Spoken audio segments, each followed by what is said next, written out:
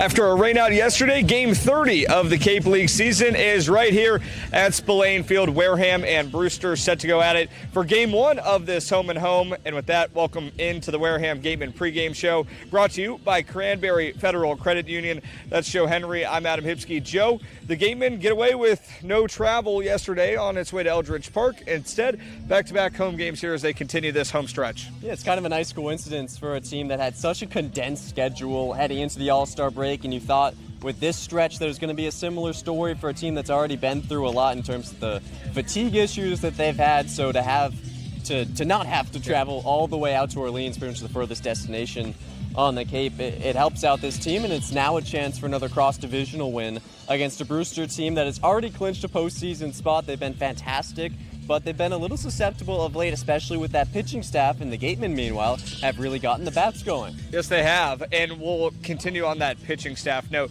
A guy that has really stepped up for the Gatemen so far in this last month or so is Sahil Patel, and today, Joe, he gets his second start of the summer. And the first one was maybe the best start that any Gatemen pitcher has had, and that's a tall order for a team that has had really solid starters all throughout this season through the ups and downs. But Patel against the number one team in the Cape, against Yarmouth Dennis, 5 scoreless innings, walked just 2, struck out 4, allowed just 1 hit in a 1-0 win. That was the only time all year to that point that Yarmouth Dennis had been shut out, and it's because of that man setting the tone for this team. We'll hope to do it again against a pretty lethal Brewster offense. And a guy that has seen that growth and that dominance firsthand is the pitching coach, Eric Luxus, and our CeCe Gabriel is with him now.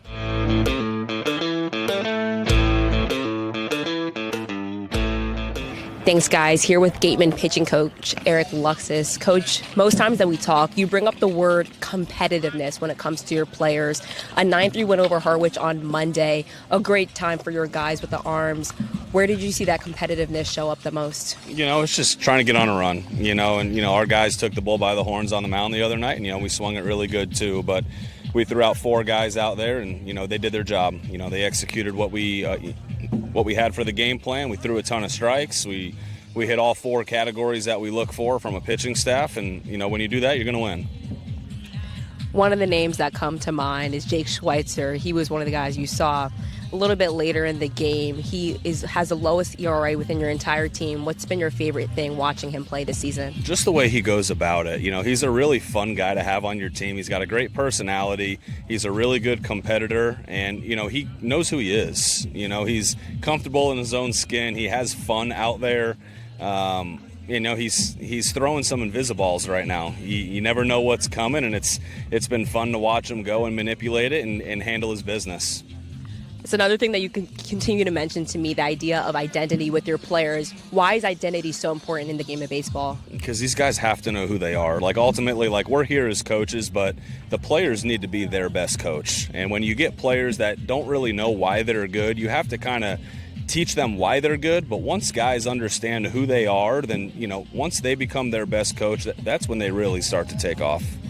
What's the identity of this pitching staff right now? Well, we have a good culture, amongst our staff, and, there's certain things that we look for that these guys have bought into that we're trying to command and pound the strike zone and, just compete. And, we're starting to do some really good things from a staff perspective, and hopefully we can continue that with a lot of the new faces that we've rolled in here the last week. What's the biggest thing that you want to see from your guys tonight facing Brewster? Just compete. Just compete and pound the strike zone. Sounds like a plan, guys. Back to you.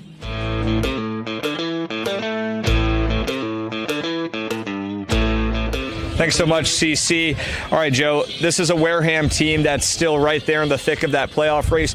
Brewster, not as much to play for. Already has its spot cemented in the 2026 playoffs. What do the Gatemen need to do to try and improve their playoff positioning? I think one thing on either side. On the pitcher's mound, you have to be attacking the strike zone. This is a Brewster team that leads the league in walks and is last in the league, the best in the league. In striking out, they don't do it often. And this Gatemen team has relied on the swing and miss stuff a lot the past couple couple weeks. Not necessarily Patel's bread and butter, but something he has done very well is getting inside the strike zone. Imperative that he and the rest of the bullpen is able to do that today to pull out a win. And then offensively, we've talked a lot about consistency and not just having guys come in and get a knock every day, but having consistency from the top to the bottom of the order, having consistency from the first inning to the ninth. Because oftentimes in home losses, the Gatemen have saved their offense until late in the game, until frankly too late in the game, but in their wins, they spread those runs throughout. In 7 home games this summer, the Gatemen have scored in 3 or more separate innings.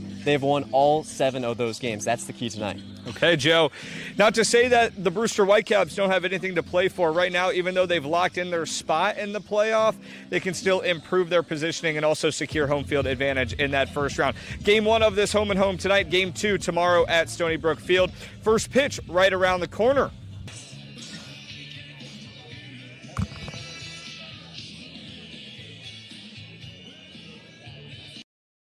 Hey Gatemen fans, give it up for a hometown MVP, Harvey Waste and Recycling. Just like the Gatemen clean up on the field, Harvey keeps our communities clean every day. Big hits, clean streets, and reliable service you can count on. Now that's a winning team.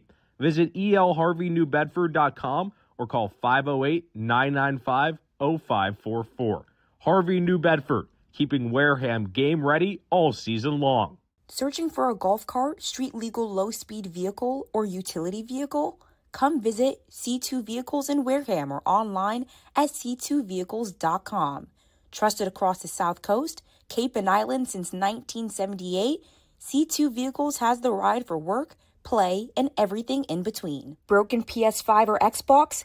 A-Plus Repair specializes in all repairs, including game consoles, computers, smartphones, and tablets. Walk-ins are welcome, and most repairs are done in less than an hour.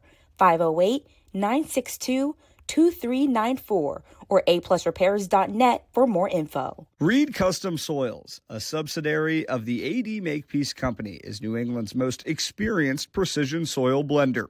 Reed is the leading provider of lightweight planting soil for green roof installation, stabilized stone dust for nature paths and pedestrian walkways, bioretention and rain garden soils, and specialized soils for athletic fields, including your Spillane Field.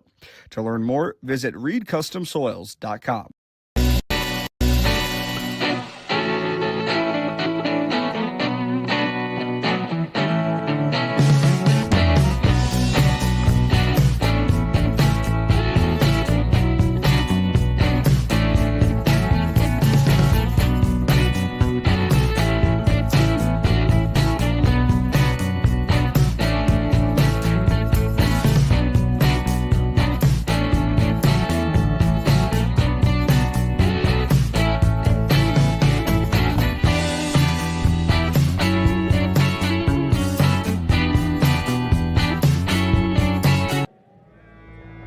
We've hit the last 10 games of the season, and Wareham is gearing up to make a sprint to the playoffs, and it starts with the Brewster Whitecaps, the first of a home-and-home between the Gatemen and the Whitecaps. Dan Shalam with you alongside Adam Hipsky up here in the broadcast booth. We'll have the call for you tonight between Wareham and Brewster.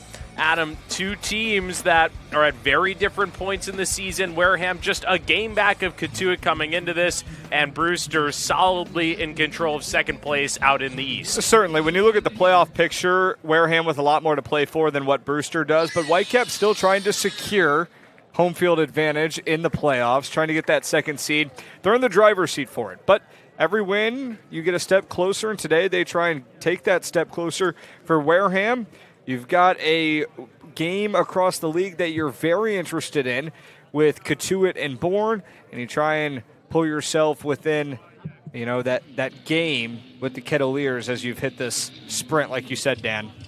The scoreboard watching has certainly started for Wareham. You mentioned Cotuit. They will face Bourne at 7 o'clock, a delayed start today over there at Doran Park.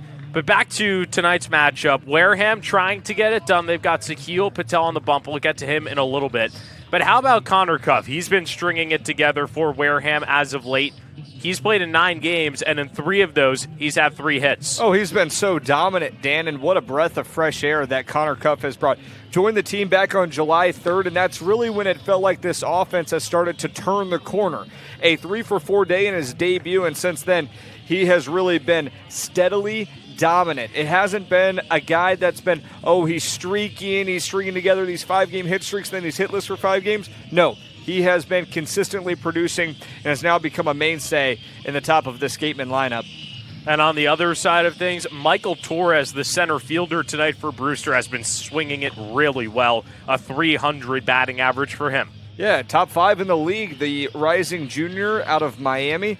He's been extremely good, Dan, and even though today he's batting just 6th, that's because he had his 4-game hit streak snapped at last time out against YD, but Michael Torres has been another guy that's been an easy slot in your lineup and forget about it because he has consistently produced similarly to Connor Cuff. The only difference, Dan, is Michael Torres has been here since June 13th.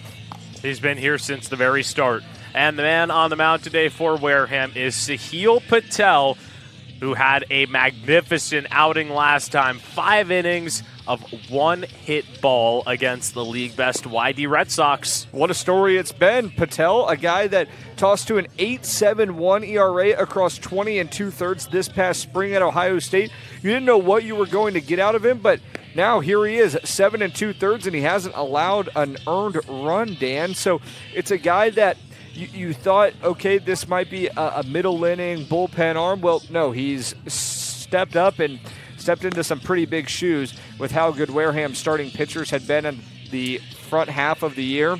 And obviously that's capped off by that outing against YD. Got the start, 5 innings, and was dominant through 70 pitches. So it'll be interesting to see how the rest has affected him now a week later. Proved it enough to get a second start. He will face Adam Haight, the left fielder. Then it'll be Will Baker, the shortstop, Holden Painter, the third baseman, the top 3 for the Whitecaps. To start off the game, then Cash Dreyer, the right fielder, cleaning things up. Owen Jenkins, the catcher. Michael Torres, the center fielder. Brody DeLamelier, and the 7-hole Eddie Yaman, and Tristan McLaddy, the first baseman and second baseman, rounding things out at the bottom. First pitch from Patel misses outside, 4-1, an official 6:02 start here at Spillane Field on a Wednesday night, the first of a home-and-home between the Gatemen and the Whitecaps, the final time that these two sides will play this season. Patel fires, finds the zone, 4-1, and a Brewster squad that lost yesterday against YD in 5 innings. A few guys play for back-to-back games, including the top 3 in the order that you see right there. Patel deals his 1-1 pitch. It catches the outside part of the zone for strike 2. And Patel really just got off to an electric start in YD, never ran into trouble, gave up just 1 hit. Jake Schweitzer took it the rest of the way to give Wareham a 1-0 win against the Red Sox. 1-2 pitch misses upstairs, 4-2. And that a YD team that has only lost 5 times this season, 24-5-1. So shows you how impressive it was for Wareham to pull off that game.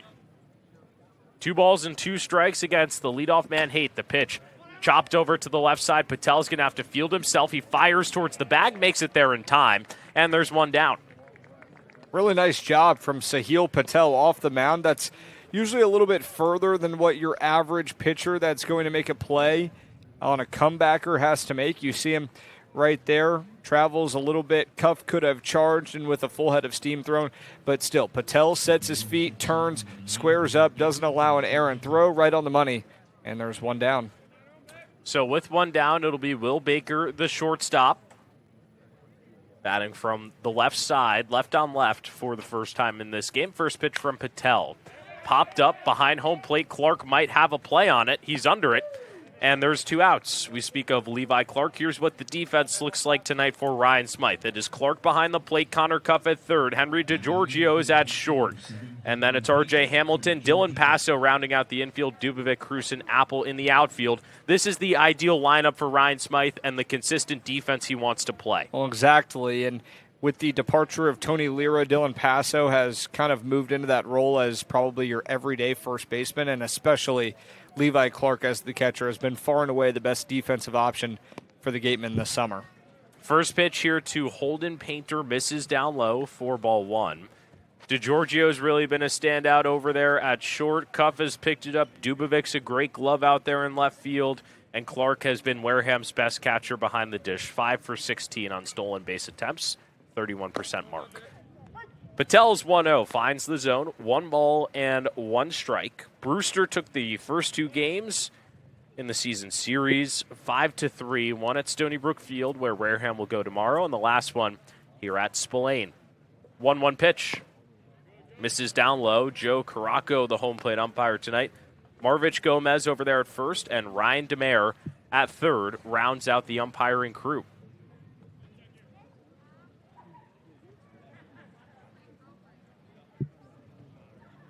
Two one. Called a strike on the inside part of the plate, and Patel just 1 pitch away from working a 1-2-3 to start off things here in the top half of the first. Jaden Barfield, the starter from a game ago, did it last time. Patel's 2-2, misses down in the dirt with the big breaker, and the count runs full. That's okay. If you're Sahil Patel, you had 1 pitch to waste and a 2-2 count. You try and go low, a common spot where he tries to get guys to chase. Now you got to win it. Here's the payoff to Painter. Cut and a miss for strike 3. Sahil Patel still is not allowed a run through 8 2/3 this season. Gives Wareham a good start. RJ Hamilton, Connor Cuff, Cohen to Clyde coming to swing it on the other side here on Cape League TV.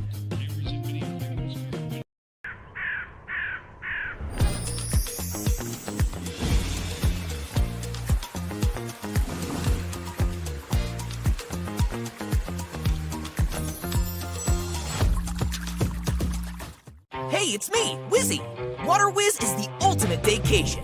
Huge slides, a not-so-lazy river, and more ways to cool off than you can count. Plan ahead and save. Tickets as low as $39.95. Rally your crew and lock in your date. For a good piece of glass, call Abby, located at 3 Tyler Avenue in East Wareham. Call Abby Glass and Locks about getting a free quote for your windows, doors, locks, and other glass needs. Hi, this is Stephen Goulston. Homeowners choose Mario's Roofing because we're fair, honest, and provide quality services. Call Mario's Roofing today for a free estimate. 781-344-2420. Mario's Roofing. We won't soak you to keep you warm and dry. Bottom half of the first here in Wareham. Brewster not putting anything up in the top half. Charlie Wilcox toes the slab for the Whitecaps. He has really been dominant as a starter this season. Yes, he has. In and out of the transfer portal from Georgia Tech on his way to Ole Miss. Fastball, sinker, slider, and a curveball today, Dan. He makes his final start of the summer and his second against Wareham. Back on July 1st, he was dominant. 5 innings, no runs, 3 hits, 2 walks, and a strikeout. And today, he tries to end his Cape League summer on a strong note. He's done it all summer long. He's pitched to a 2.05 ERA, top 10 in the Cape League across 22 innings. He's been really good. And today, the Wareham lineup has started to play better, but will certainly have its hands full against Wilcox. Here is the lineup that you speak of. It's going to be RJ Hamilton at second to lead things off. Then Connor Cuff at third, Cohen and Clyde doing the DH work for the first time in 3 games. Then it's Chase Cruson, the center fielder. Levi Clark, the catcher, bats 5th. Then Dylan Passo at 6th. He moves up a couple of spots from the last time he played in what is just his 2nd game. Then it's going to be Foster Apple out and right. Dylan Dubovic in left moves down to the 8 hole for the first time this season, and Henry DeGiorgio stays in his usual spot, rounding things out at 9. Hamilton into the box, ready to go against Wilcox. He comes set, delivers the first pitch. A called strike at the top part of the zone. You mentioned it. Wilcox has been really dominant so far this season, looking to end things on a high note. And when he pitched against Wareham last time, he really made things look easy. Just dominated the Gatemen from start to finish as the 0-1s knocked out of play.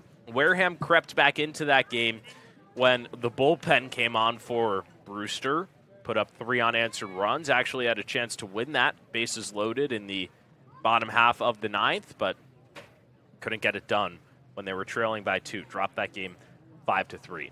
Quickly, a no ball, 2-strike count here on Hamilton. The pitch misses down low, 4-1. Hamilton has really established himself at the top of the order.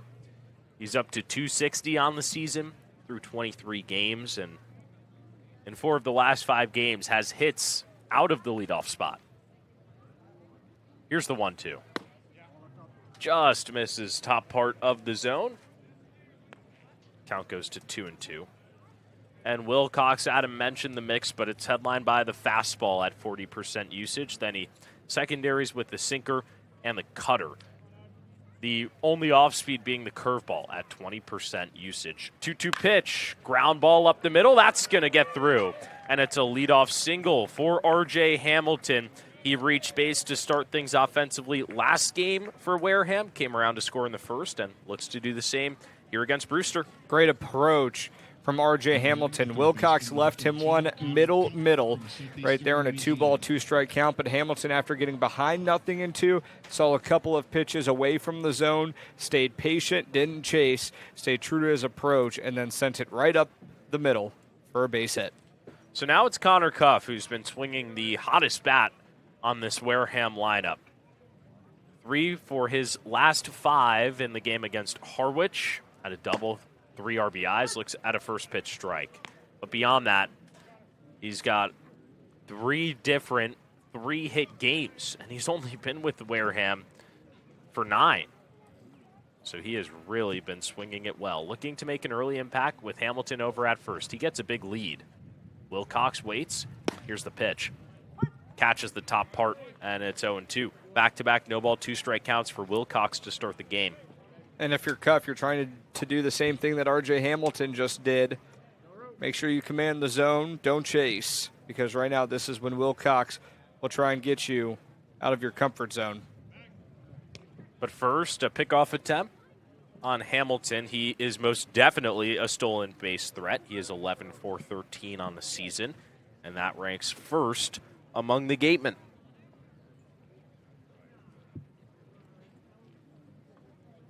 Wilcox, 0-2. Ground ball over to the shortstop, Baker. He fields, throws to second. There's going to be no play at first. But Brewster cuts down the lead runner. It's kind of interesting there because Will Baker, the shortstop, was playing a little bit of a shift closer to the bag at second, and he had to range to his right. You see it right there. Cuff tried to beat the shift, and with that, Baker took him long enough to make sure the ground ball didn't get into the outfield for a single. Instead, McLady can't turn a double play. Prevents it from being a 6-4-3. Now Cohen to Clive. First time that he's played in a couple games' time. Looks at a first pitch strike. He's down 0-1. Nikolai, the average at 220 this season. He has been a consistent hitter as of late for Wareham. As the 0-1, pop foul. Count goes to 0-2. Back-to-back games with a double for him and looking to find that power once again.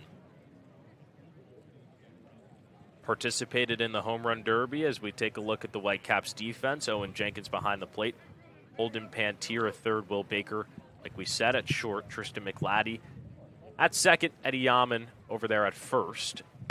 As the 0-2 is cut on and missed for strike 3. First K of the day for Wilcox, and there's 2 down. Rounding out the outfield, Adam Haight in left, Michael Torres in center. Cash Strayer out in right.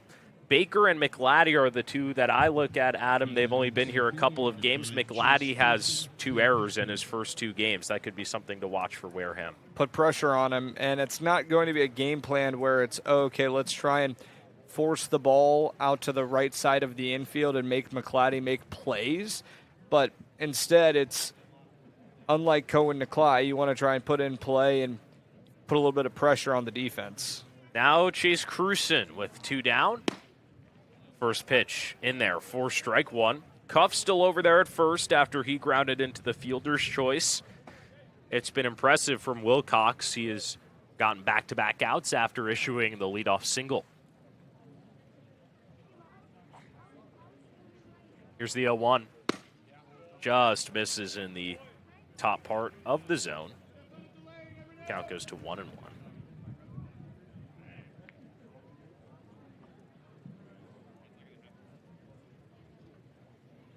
Wilcox stares in. The 1-1. Hit to the left side, foul. Count goes to 1-2. Something we'll talk about throughout this game that's interesting is just the diversity of the lineup and how different it looks compared to 3 weeks ago. Wareham has 4 lefties in there today, and it's alternating all the way down until a righty-righty stack of Foster Apple and Dylan Dubovic. That's something they haven't had the flexibility to do through the first half, 3/4 of the season. The big curveball from Wilcox misses upstairs, and the count goes to 2-2.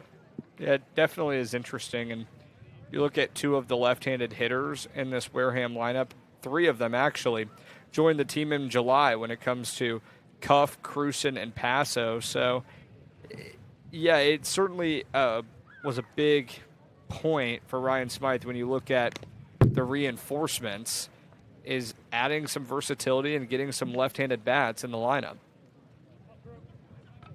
There had been many times throughout the first half of the season where it was 8 righties and 1 lefty bat, simply because there were no lefty bats to put in the lineup. And that was because they just added Henry DeGiorgio. And then that's been a trickle-down effect, and DeGiorgio has been great. We'll see him later in the game, batting 9th tonight. 2-2 pitch, misses down low from Wilcox. He nods his head, likes where he missed it. The count goes full. Connor Cuff will be on the move here on this pitch, and we know that Chase Cruson has plenty of extra base power. Already has a double this season with Wareham. Certainly an early RPI opportunity. Here's the payoff. Non-competitive right there, misses in the right-handed batter's box. First walk of the day issued from Wilcox goes to Cruson. There's runners at first and second with 2 down. Another really good approach from the Gatemen. Wilcox already up to 18 pitches in this inning. That time he gets Cruson behind 1-2 and then looks at a couple of pitches up and away. It was a tough pitch to lay off of in the bottom third, and then that time an easy take for ball 4, puts 2 on. Brings the catcher Levi Clark to the plate for the first time tonight. Clark had an RBI single in the first inning in Wareham's 9-3 win over Harwich. Trying to replicate that here with Cuff at second. First pitch. Runs inside, 4-1. Clark has been here the entire season. He's played in 25 games with a .222 batting average. Many moments where he's delivered in the clutch, though, and trying to give Wareham another early lead. 1-0. Catches the outside part of the plate for strike 1.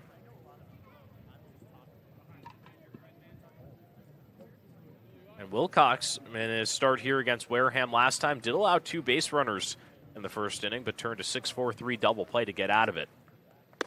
1-1 just misses upstairs. He's looking to get around some early traffic once again. Wareham sent its entire 9 to the plate in those first 2 innings against Wilcox, left 3 aboard. But after that, he worked 3 straight 1-2-3s to end off his outing. 2-1 pitch, misses high and away. And now a dangerous 3-1 count to Levi Clark.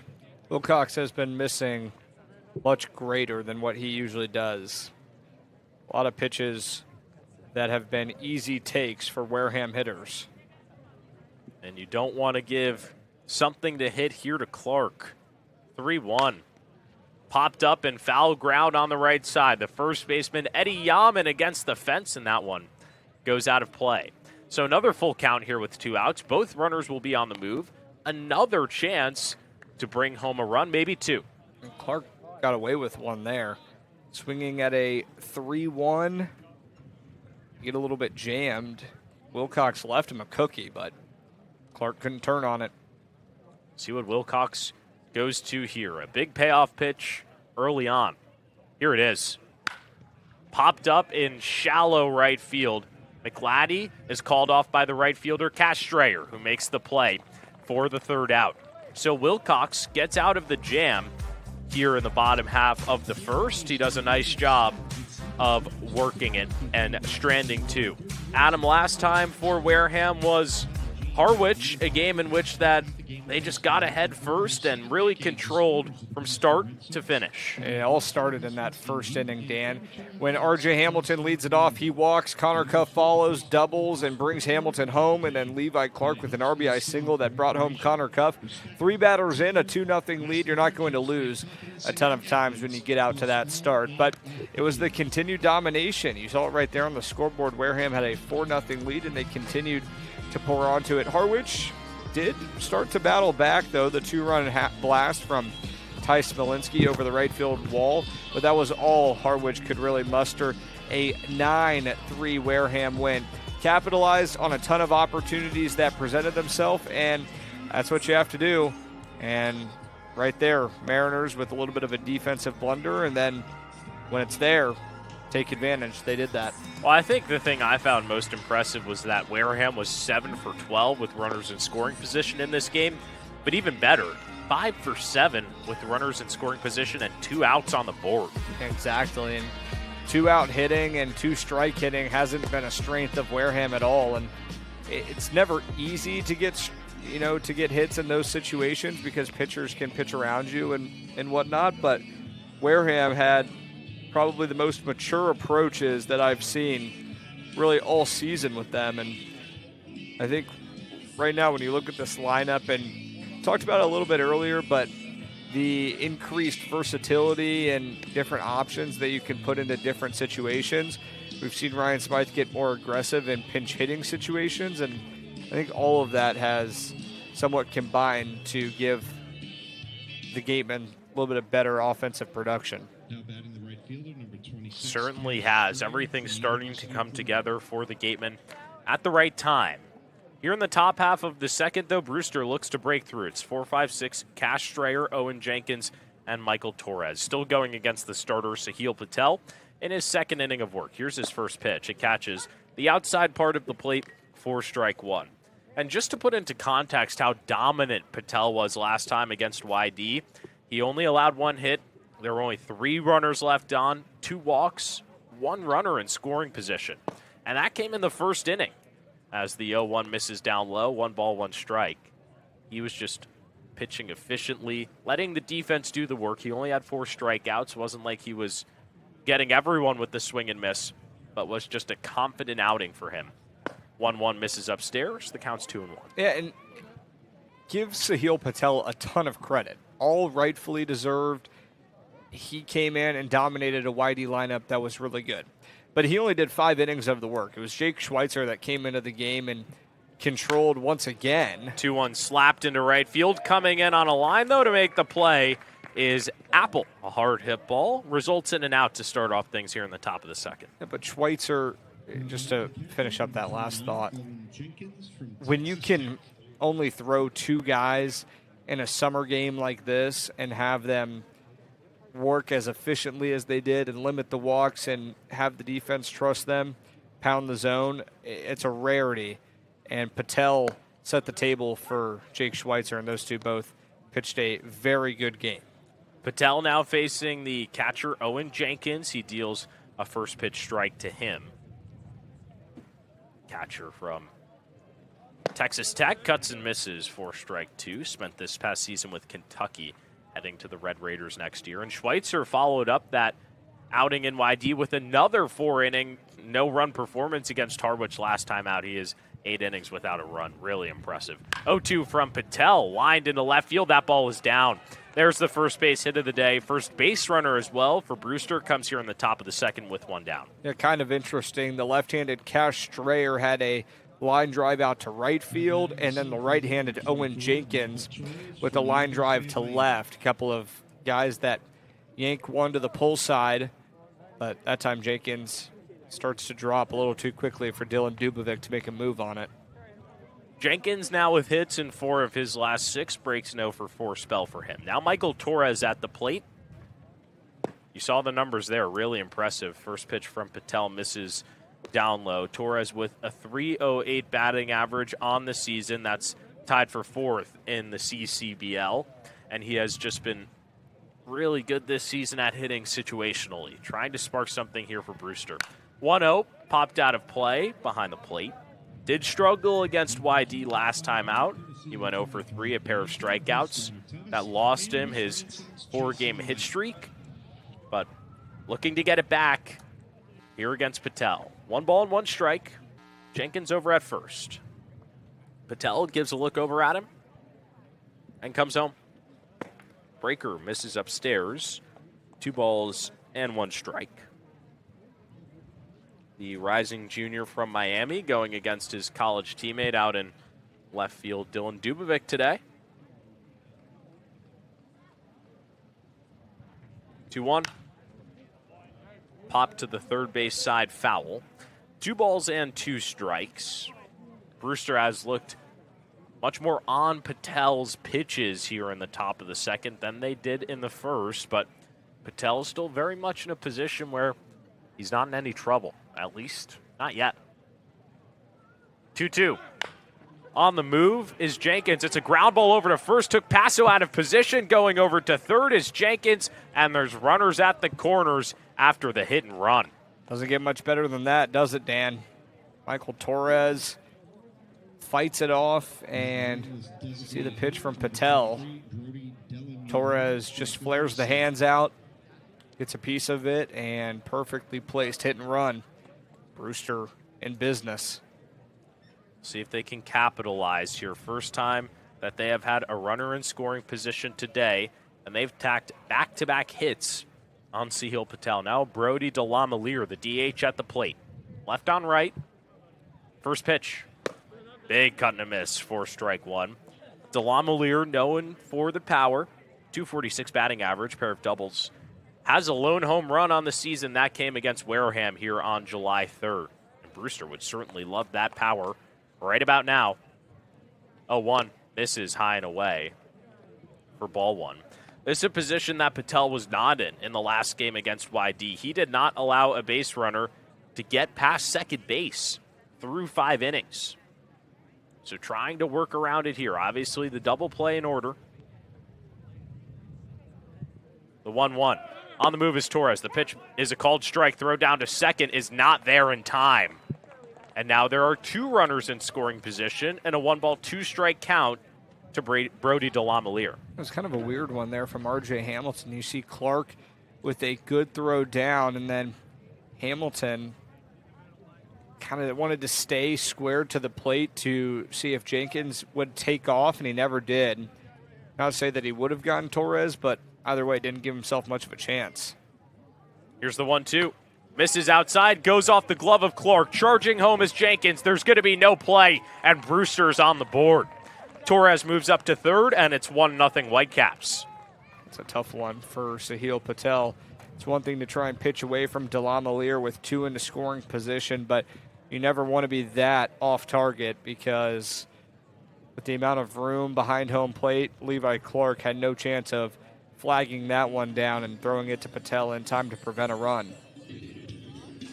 So Brewster up 1-0, and now an RBI opportunity for DeLamiere where he just has to lift a ball into the outfield or punch a hard ground ball as Wareham brings the infield in after the mound visit between Clark and Patel, the two just getting on the same page. And Torres looking to come home. A big 2-2 pitch coming. Patel fires. DeLamiere gets a piece, fouls it back to the screen, and the count stays 2-2. Honestly, felt like Patel and Clark not really on the same page. It wasn't a great miss. It was definitely a pitch that wasn't close to the zone, but Clark went low and Patel lost control. 2-2. Breaker called strike 3. And DeLamiere knew it all the way. Was walking back to the dugout as that pitch came across. Second strikeout for Sahil Patel. Puts 2 outs on the board. Another one that just makes it a little bit more frustrating because with 2 outs and runners on second and third, your defense can back up against Yaman, but you let that pitch get away from you. And for DeLamiere, not the at-bat you want. Never want to go down on strikes with 1 out. Now Eddie Yaman at the plate. Takes the first pitch upstairs for ball 1. Yaman in the midst of a hitless spell that has stretched 5 games. Looking to break through here against the Gatemen. 1-0. Slow roller over to short. DiGiorgio gloves, throws to first on the run, and makes it there in time. So Sahil Patel allows back-to-back singles. One run comes across on a wild pitch that he deals. After 1.5 here at Spillane Field, the Whitecaps up in front early, 1-0 on Cape League TV. Cranberry Federal Credit Union stands apart by combining the heart of a community-driven credit union with the spirit of an educator. We don't just offer banking. We teach, guide, and support every step of the way, ensuring our members gain the confidence and financial stability to thrive. With deep local roots and a commitment to lifelong learning, we're more than a financial institution. We're a partner in your success. Finding a good personal injury attorney is very difficult. If you or your family member have been involved in an accident, hurt at work, suffered a slip and fall, or have been injured due to the negligence of someone else, contact the lawyers at Reddy Kieran and McNally LLP today. They are experienced trial attorneys who practice in all the courts in the Commonwealth. The firm has been recognized by Best Lawyers in America for outstanding legal representation. Contact Reddy Kieran and McNally LLP today. The firm is located at 267 Main Street in Wareham. Reddy Kieran and McNally LLP also has offices in New Bedford and Falmouth.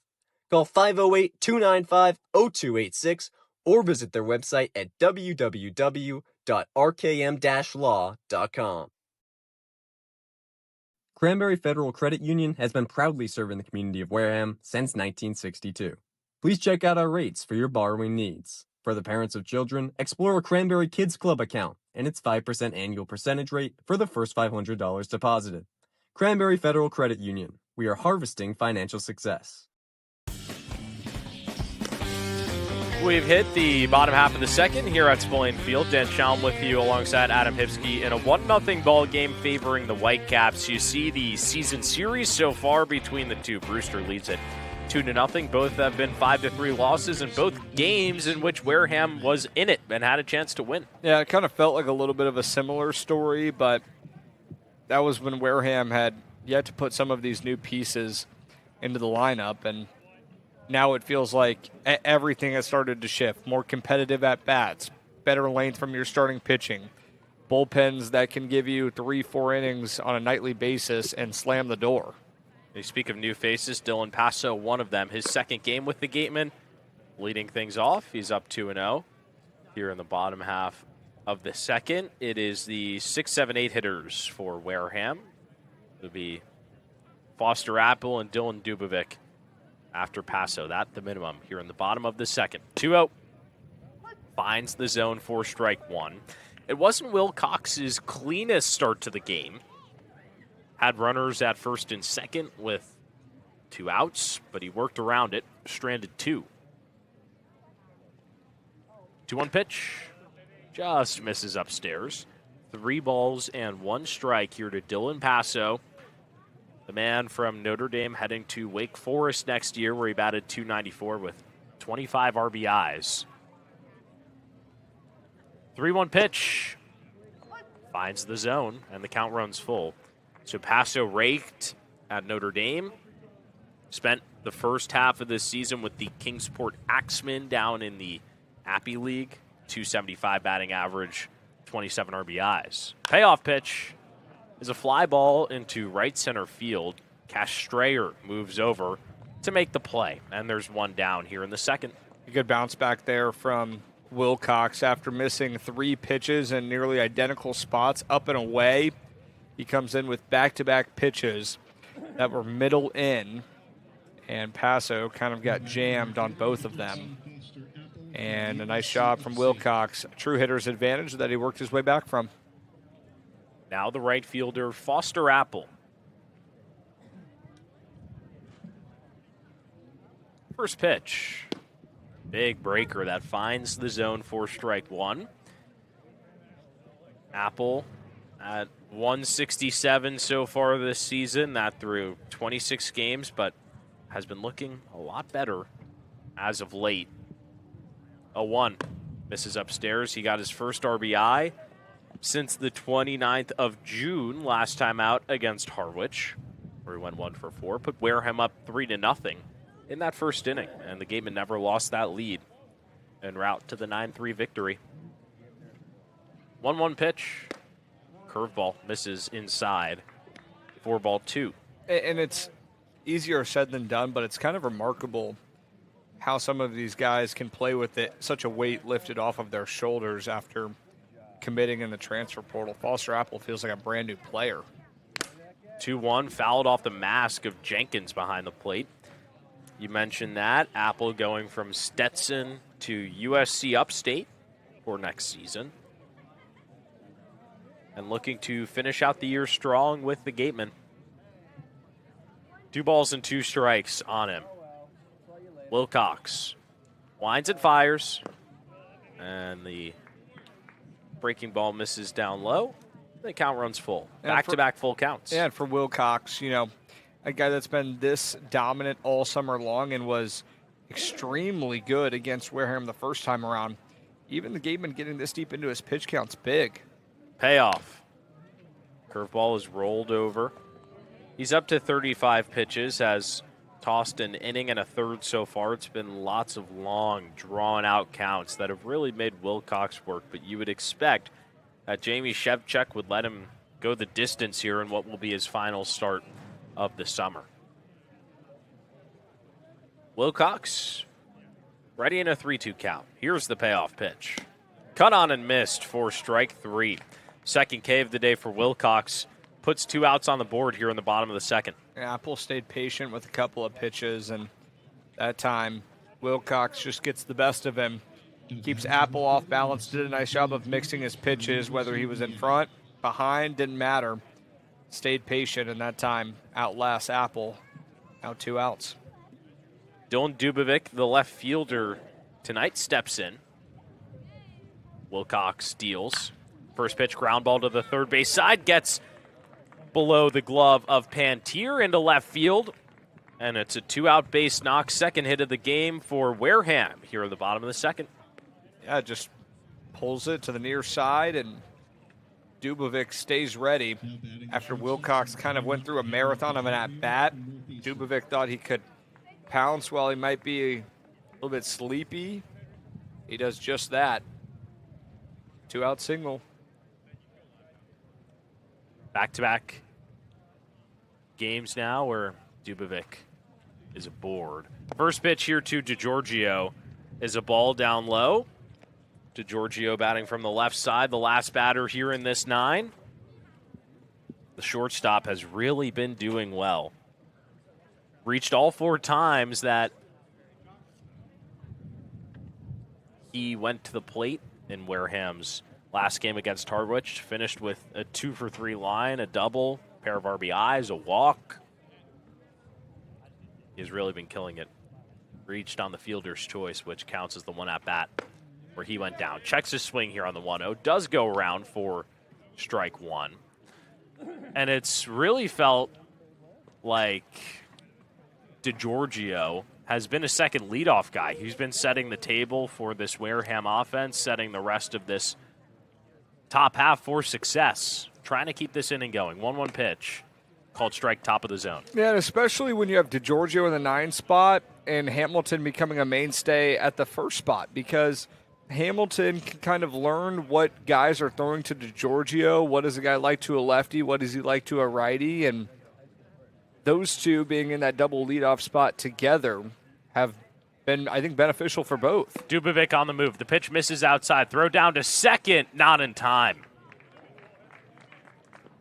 That just the 4th stolen base of the season for Dylan Dubovic. Throws a runner into scoring position with 2 down. Yeah, kind of a late jump there from Dubovic, but catches Jenkins off guard because the catcher didn't even get up from his crouch. Felt it, now runner in scoring position. 2-2. Called strike 3 on the outside corner. 2 strikeouts for Wilcox in this frame, and he strands a runner for back-to-back innings. After 2 here at Spillane Field, Brewster in front, 1-0 here on Cape League TV. Every child deserves the basics. Gifts to Give is making that happen, and you can help. Volunteer, donate, or shop their thrift store Saturdays. Visit giftstogive.org and make a difference today. The Wareham-based AD Makepeace Company, founded in 1854, is North America's largest cranberry grower and a recognized leader in environmentally responsible real estate development and land stewardship. For 172 years, AD Makepeace Company has supported community events and organizations like your Wareham Gatemen. Visit admakepeace.com to learn more. If you or a family member have been hurt at work, don't wait for the insurance company to discontinue your benefits or deny you medical treatment. Get an experienced workers' compensation attorney now before it's too late. The lawyers at Reddy, Kiernan, and McNally LLP have been practicing workers' compensation law for many years and are experts in the field of workers' compensation law. Having the advantage of retaining an attorney early on may make all the difference in your case. Know your rights, be prepared, and contact Reddy, Kiernan, and McNally LLP today. The firm is located at 267 Main Street in Wareham. Reddy, Kiernan, and McNally LLP also have offices in New Bedford and Falmouth. Call 508-295-0286 or visit their website at www.rkmlaw.com. We've hit the third inning here at Spillane Field. Brewster in front. 1-0. They will send the 9-1-2 hitters to the plate, still facing the southpaw Sahil Patel in his third inning of work, allowed his first earned run of the season in the last frame. Looks to bounce back here against Tristan McLaddy, the second baseman. First pitch, right down the middle for strike one. And if you're Patel, you still have to trust your stuff. You weren't getting knocked around in that last inning. It was a stolen base and a pitch that just got away when you got crossed up with Levi Clark that resulted in the run coming in. It wasn't a ton of hard contact. So one misses outside. And if Patel, yeah, sure, you gave up your first run of the season, but you're still in a 1-0 game, and you would rather not try and pitch to perfection. That was bound to happen at some point this season. Patel set, 1-1. Check swing from McLaddy. He does not go around. Count goes to 2-1. The 5'11", 190-pound rising senior at Clemson in what is just his third game of the year for Brewster. 1 for 4 up to this point. Had a double for his first hit yesterday against YD. 2-1. Fouled back to the screen. 2 balls and 2 strikes. And McLaddy this past season started in 53 games for the Tigers. 281 batting average. 10 doubles. 8 pumps. 47 RBIs. Is really productive. Looking to start something here in the top of the third. In a 2-2 count. The pitch misses outside. And it runs full. 3-2. Patel has not issued a walk so far in this game, looking to avoid it against McLaddy. The payoff. Chopped into the Brewster dugout on the first base side. Count remains at 3 balls and 2 strikes. That pushed Patel's pitch count up to 37 through 2 innings plus. Looks in, gets what he wants. Payoff. Fly ball into right field, tailing foul. It will drop foul. And we'll do it again at 3-2. Another good pitch from Patel. You don't want to lose this battle with McLaddy.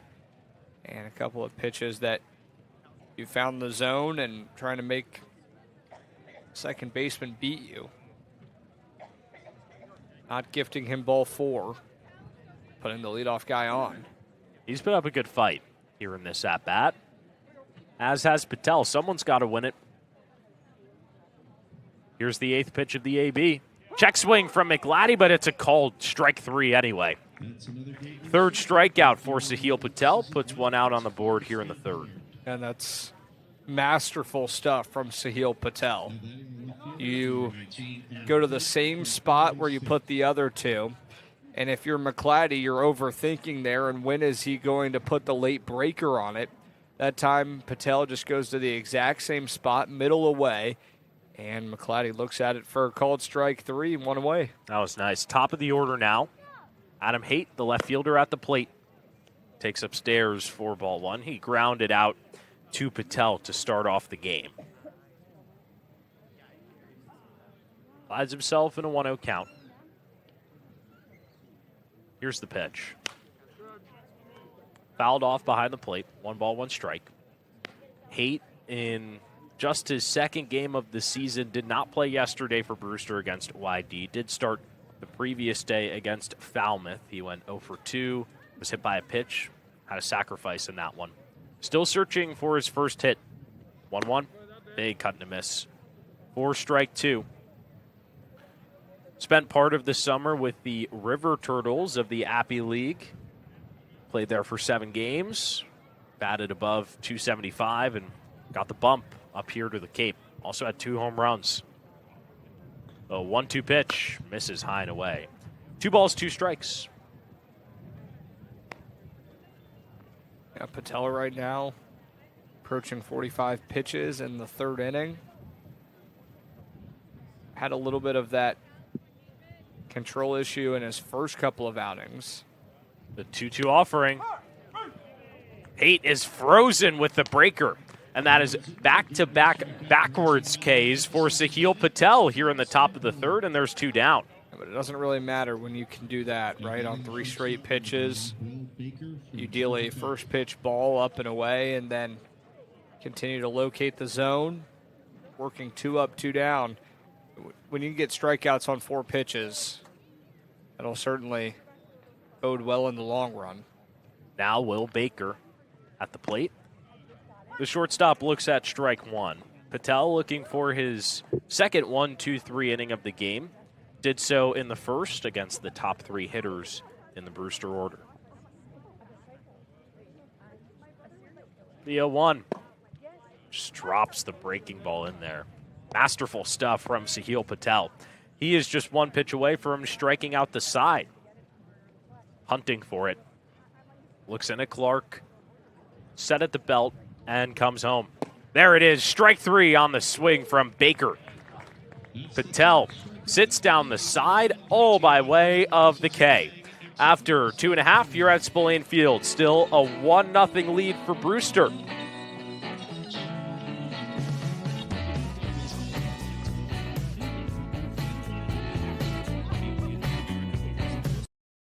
Cranberry Federal Credit Union stands apart by combining the heart of a community-driven credit union with the spirit of an educator.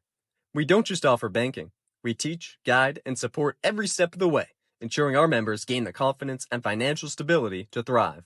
With deep local roots and a commitment to lifelong learning, we're more than a financial institution. We're a partner in your success. Finding a good personal injury attorney is very difficult. If you or your family member have been involved in an accident, hurt at work, suffered a slip and fall, or have been injured due to the negligence of someone else, contact the lawyers at Reddy Kieran and McNally LLP today. They are experienced trial attorneys who practice in all the courts in the Commonwealth. The firm has been recognized by Best Lawyers in America for outstanding legal representation. Contact Reddy Kieran and McNally LLP today. The firm is located at 267 Main Street in Wareham. Reddy Kieran and McNally LLP also has offices in New Bedford and Falmouth. Call 508-295-0286 or visit their website at www.rkm-law.com. Cranberry Federal Credit Union has been proudly serving the community of Wareham since 1962. Please check out our rates for your borrowing needs. For the parents of children, explore a Cranberry Kids Club account and its 5% annual percentage rate for the first $500 deposited. Cranberry Federal Credit Union. We are harvesting financial success. Bottom of the 3rd here at Spillane. Take a look at how Brewster has done so far this season against the West Division. Adam, they have been so dominant. Yes, they have, and you see both of those 2 wins over Brewster from the West Division came in the month of June. So they've been extremely dominant throughout this season, and that's really been the only thing that's prevented Brewster from being right there at neck and neck with YD, who we all look at as not among the league's best. They are the league's best. They've been that standard all year long, and Brewster's struggles against them is really the only thing that's preventing them from being in that conversation. Heading into this game, Brewster 4.5 back of YD for that top spot. It is the top of the order for Wareham here in the bottom of the third, starting with R.J. Hamilton. Finds himself in a 1-ball, 1-strike count, still against the starter, Charlie Wilcox, in his third inning of work. 1-1, big cut and a miss from Hamilton. He's down 1 ball and 2 strikes. Started off the game offensively for Wareham with a single back in the first. 1 of 2 hits so far tonight for the Gatemen. 1-2. Cut and a miss from Hamilton. That is the 4th strikeout for Charlie Wilcox. 1 down in the third. And it's kind of similar for Wilcox, right? That first couple of innings where gets into a little bit of trouble. We've seen it before, Dan.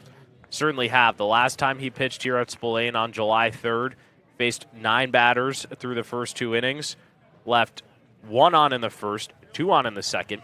That flipped here today, but after facing 9 in the first 2, went 1-2-3 through his next 3 innings. Trying to continue that here against Connor Cuff. He takes a strike, so Wilcox got more powerful as he went along last time. Sat down 9 in a row to end his start, where he gave up just 3 hits and no runs. The 0-1. Breaker misses on the outside part, and you would expect Jamie Shevchuk to have a long leash today with Wilcox, try and get as much out of him in what will be his final start of the summer for the Whitecaps. This will be pitch number 50 coming up for Wilcox. Here it is. Catches the outside part, 1-2. And it's interesting because everyone talks about, oh, well, when the hitters get to see a pitcher their second time through the order, you expect better. Well, for pitchers, it's kind of the same way. When Wilcox got better, he can also make the adjustments after getting into trouble his first time up and down. 1-2 is clobbered to the right side, out of play. Cuff has been mashing the ball. 3 for 5, a double, 3 RBIs. Last time out against Harwich. Trying to kickstart something here in the third. 1-2. Just gets a piece, taps it back to the screen. Still 1 ball, 2 strikes. Brewster scoring the lone run of this game in the second. But Sahil Patel sitting down the 9-1-2 hitters all by way of the strikeout in the top half. 1-2 is lined into the gap in right field. Strayer giving chase. It's over his glove. Torres will field it at the wall. Cuff is at second. He will stop there. It's a stand-up double for Connor Cuff, his 3rd of the season. Wareham has a runner in scoring position with 1 down here in the third. And with 1 out, you don't want to get caught trying to stretch a double into a triple, but this was potentially 3 if Cuff wanted it. You saw he makes a hard turn around. It was a late throw in from Torres. Cuff had a chance at it, but you would much rather take a runner on second and 1 out than the bases empty and 2 outs. So now Cohen to Clyde at the plate after Cuff got his double, back-to-back games for him where he has reached second. McCly went down on strikes the first time. First pitch to him misses for ball 1. It was Nikolai going down on 3 pitches, and he swung at all of them. Something that we rarely see from a guy like him. Trying to flip the script here. 1-0, pulled outside. 2 balls, no strikes. Cuff also made it into scoring position back in the first. And Wilcox worked around it, trying to do the same thing here in the bottom of the third. 2-0. Misses up near Nikolai's face, and the count goes to 3-0. Any chance you think here he might have the green light? Give it a swing? No. Not at this point. Wilcox's misses haven't been super close. See what he goes with here. The 3-0. The get-me-over fastball that Nikolai did swing at. He wanted it, didn't he? Was looking to drive it. That was a swing like he was in the home run derby right there. Launched 4 bombs over at White House Field. Fell in the first round to Orleans' Bub Terrell. 3-1. Called strike outside part of the plate. Wilcox has worked himself back into this count after being down 3-0. Yes, he has. And Nikolai, not saying that the swing was the wrong decision because it was in the zone, but now you've put yourself in a spot where Wilcox can kind of keep you a little bit more off balance. The payoff. Called strike 3. Nikolai frozen. Wilcox has gotten both outs in this inning by way of the K, and there's 2 down. Yeah, and Nikolai right there, when you try and go after one in a 3-ball, no-strike count, Wilcox can sense the desperation or, I guess, the aggression, and that time played it to his advantage. Gets Nikolai to swing and miss. So he's just 1 out away of stranding Cuff over at second. Chase Cruson will try and drive him home.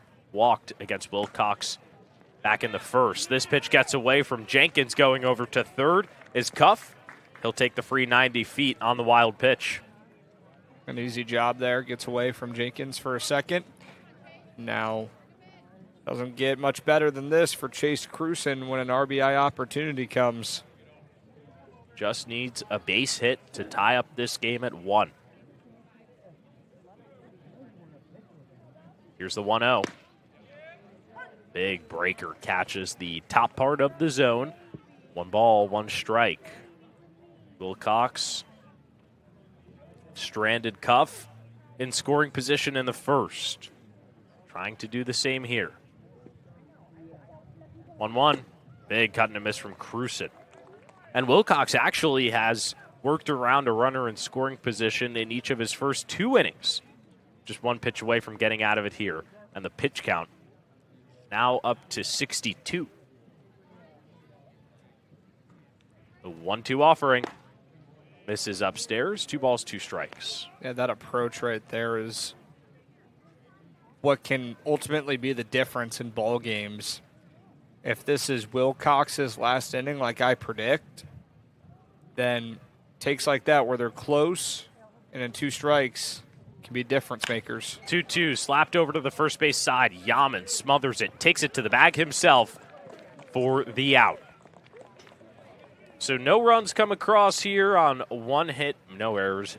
1 runner left on, that being Cuff over at third. Shark Night here tonight at the ballpark, which means it's time to say hello to our sideline reporter, CeCe Gabriel. CeCe, hope you're staying safe out there with the sharks in the water. Well, cue the Jaws music because it's Shark Week, and the Wareham Gatemen are commemorating the special week by bringing in Discovery Shark Week star Dr. Greg Skomal. Now, the marine biologist has been studying sharks for the last 40 years around the globe, and he told me, I still pinch myself. I have the best job on earth. Now, for him, his childhood dream had started watching the movie Jaws, which was shot right on Martha's Vineyard. He went to aquariums, and from there, too, he loved watching the work of French ocean explorer Jacques Cousteau. Now he gets to share his dream with all the residents here in Wareham, and he told me that it was a really quick commute because he's a Marion resident. He said with the biggest smile he's a real big fan of the Cape League, and now he has the opportunity to watch some high-quality baseball in his own backyard. Guys, back to you. Thanks so much, CeCe. Sharks out here. Sahil Patel trying to continue his hunt on this Brewster lineup. With Dan Shalam, I'm Adam Hipsky. Sahil Patel doing his job. It's kind of up to his offense at this point. It's a 1-0 game. They've had a runner in scoring position in every single inning, and they haven't been able to get it across. Patel's been doing his job. He let up the 1 run in the second, but Adam, that third was so impressive. Struck out the side, 1, 2, 3, and he just seems like he's in a flow right now, and that 1 run that scored really not getting to him. And the final 2 strikeouts in that trio of punchies came against the 1 and 2 hitters. Now, here in the 4th, he faces the 3, 4, 5 hitters. It's Holden Pantier, Cash Strayer, and Owen Jenkins. Pantier also went down on strikes his first time up. The third baseman on his way to Georgia Tech, who steps into the batter's box. We're ready to go here. Brewster 1, Wareham 0. And game 1 of a 2-game set. Home and home. First pitch from Patel. And therefore called strike 1. Change up at 83 miles an hour. Pantier batting .302 this summer after hitting .476 this spring with Walter State Community College. An uncomfortable swing there, and he's behind 0-2. Walter State Community College rings a bell. Tyler Myatt, one of Orleans' Cape League All-Stars, was also a member of Walter State 2 springs ago. As the 0-2 misses inside, 1 ball, 2 strikes. And the similarities don't stop there. Myatt started last summer after a spring with Walter State in the Appalachian League and hit the ball very well with Kingsport and then moved to the Cape. It's the 1-2's grounded foul. Pantier this summer started with the Johnson City Doughboys and hit .395, moved over to the Cape, and is now in his 14th game of the summer with the Whitecaps. Myatt won the Junior College Triple Crown. Pantier won the Conference Player of the Year. Pitch misses outside. Count evens at 2-2. A couple of junior college dominant seasons turning into productive summers. Leadoff man in the 4th. And he waves and misses at a pitch outside. 4 strikeouts in a row for Sahil Patel, and he's starting to find a groove after letting up the 1 run in the 2nd. Yeah, not really sure what Pantier was swinging at there. That one was high and away, but Patel does a nice job of moving it across his body to get the chase. I got ultra aggressive. Now it brings up the cleanup man, Cash Strayer. Hit a sharp line drive his first time up to right field. Foster Apple came in and made a nice play on it. Another one that Patel comes across the zone. Strayer chases outside, and it's strike 1. Cape League All-Star for this Brewster team. Very freshman season with Florida. 1. Try to slider this time inside. Can't break it enough. The count's 1-1. Strayer could potentially see his college teammate Jackson Hoyt today. Hoyt available out of the bullpen for the Gatemen. Last pitched on July 16th. 1-1 breaks in the dirt. About a 58-footer there from Sahil Patel, a rarity from him. Certainly. And you mentioned the bullpen as Patel starts to get deeper in this start. Both staffs are out in the bullpen today, both Brewster and Wareham. They're sharing the bullpen together. So I'm curious, what if Wareham wants to warm up 2 guys? Does Brewster not get to throw anyone? That'll be interesting to see as we go along. Pretty sure that's the home field advantage, right? As the pitch comes in, probably the 2 most off-target pitches that Sahil Patel has offered today come on back-to-back times off the left hand. And that time around, gets a piece of Cash Strayer, and Brewster has a 1-out base runner.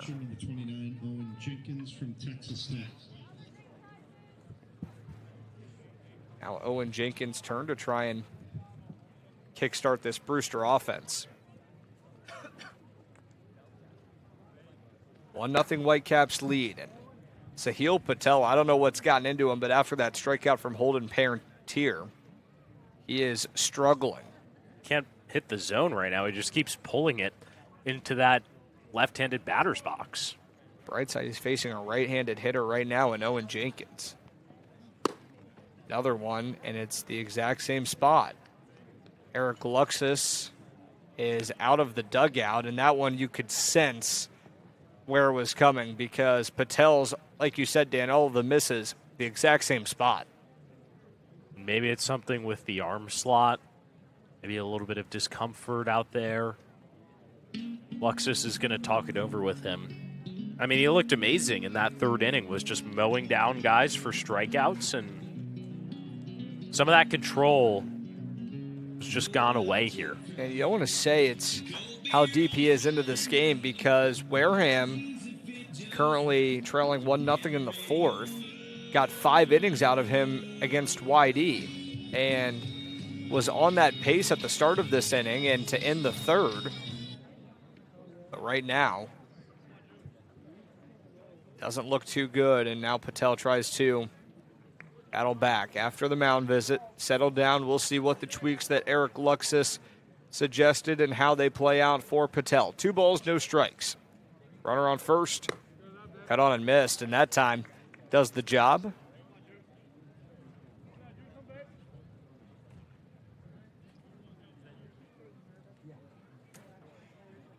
Could have used that one a couple of pitches ago. 2-1.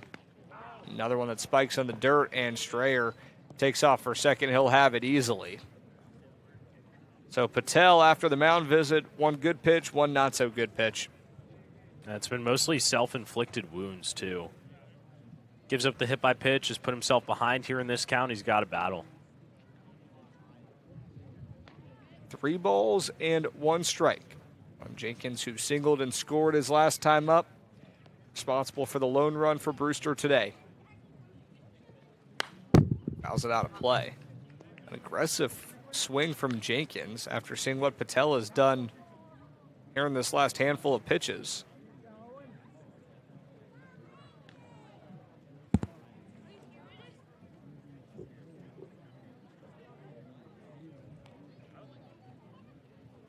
Three-two, deep breath from Patel, comes home, popped out of play.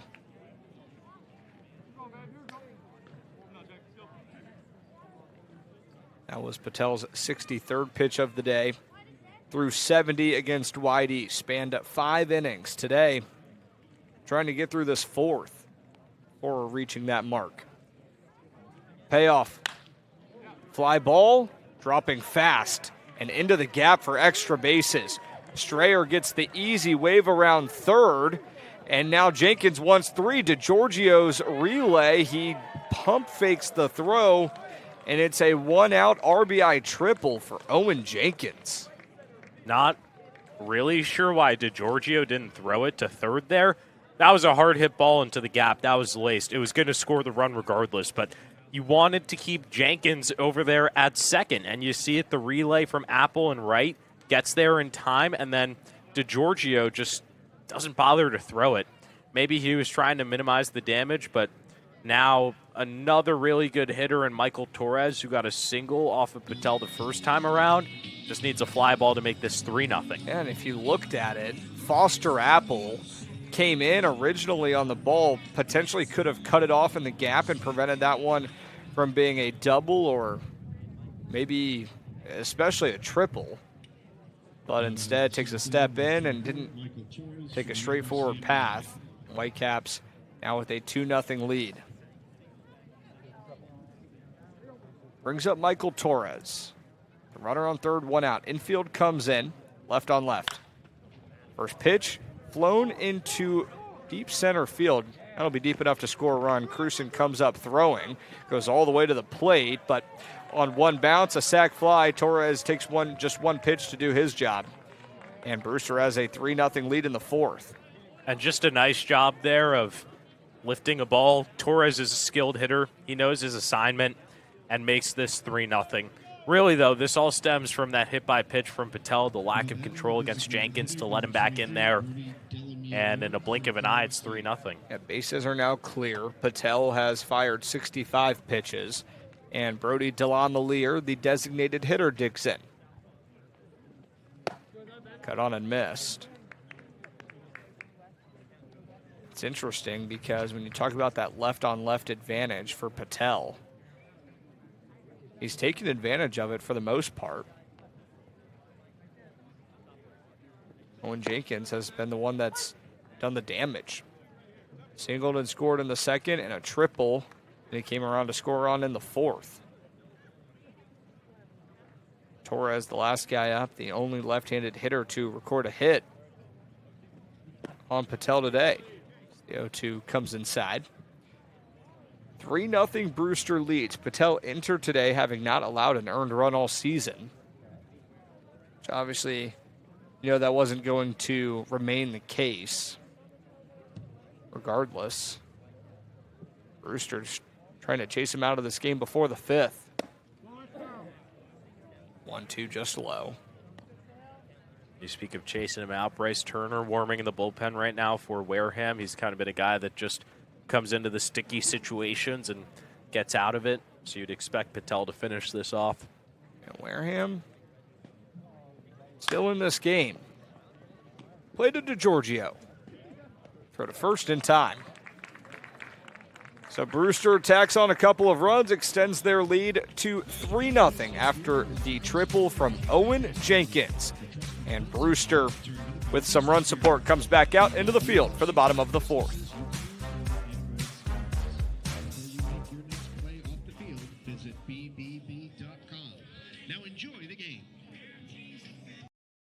Hey Gatemen fans, give it up for a hometown MVP, Harvey Waste and Recycling. Just like the Gatemen cleanup on the field, Harvey keeps our communities clean every day. Big hits, clean streets, and reliable service you can count on. Now that's a winning team. Visit elharveynewbedford.com or call 508-995-0544. Harvey New Bedford, keeping Wareham game ready all season long. Searching for a golf cart, street legal low speed vehicle, or utility vehicle? Come visit C2 Vehicles in Wareham or online at c2vehicles.com. Trusted across the South Coast, Cape and Island since 1978, C2 Vehicles has the ride for work, play, and everything in between. Broken PS5 or Xbox?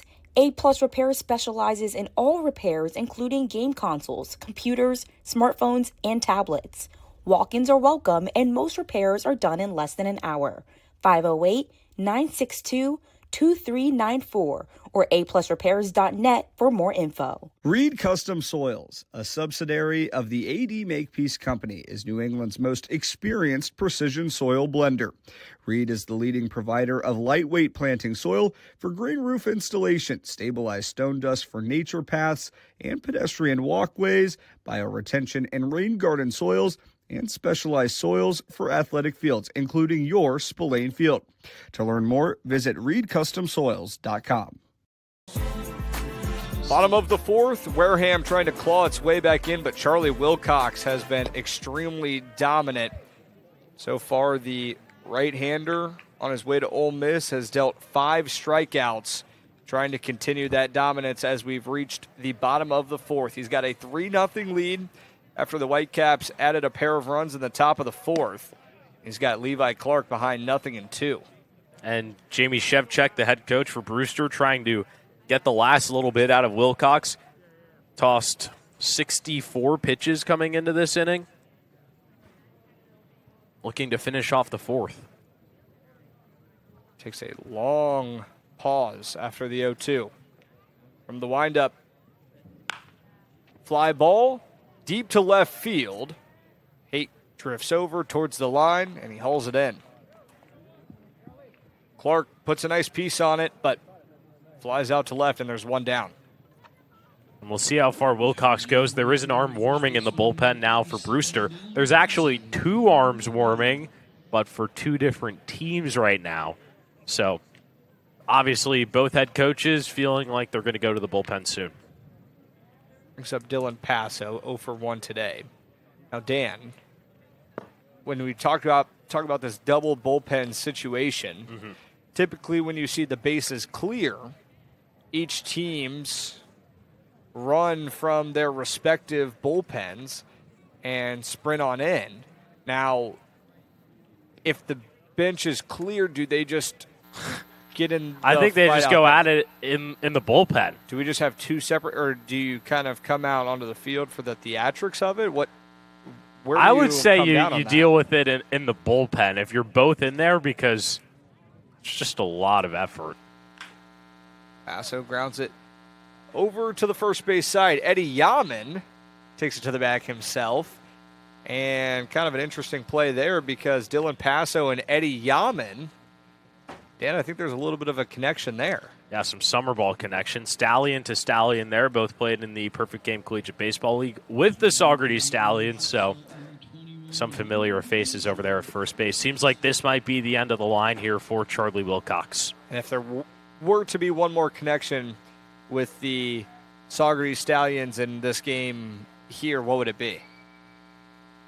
With tonight's game, you're putting me on the spot here, and I'm drawing a big blank. Maybe that's the broadcaster? Well, yeah, I was the broadcaster for the Stallions. I thought you were keeping it player-centric, though. You put me on the spot right there. But I have seen both Eddie and Dylan in the past in the PGCBL. Dylan and I won the PGCBL championship together last year. Eddie Yaman not on that team? Eddie Yaman was not in the championship team. 17-inning thriller to win the championship. Was a pretty crazy game. And that would have been before Dylan Passo was even playing college baseball. Yeah, that was when he was a rising freshman.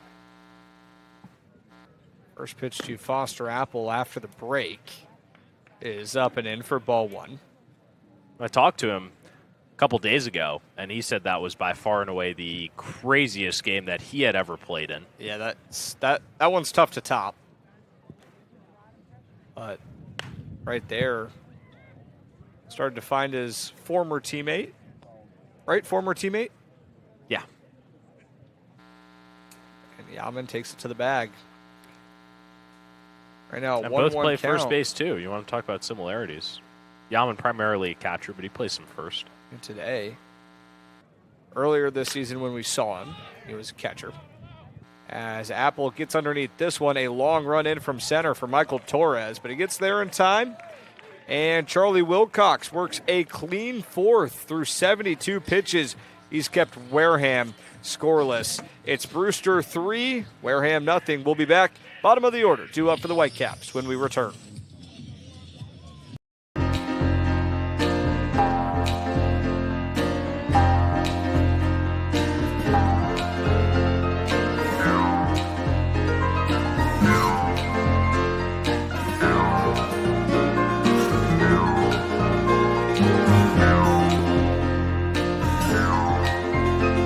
Get your merch at the Wareham Gatemen website and click shop to view our latest merch drops.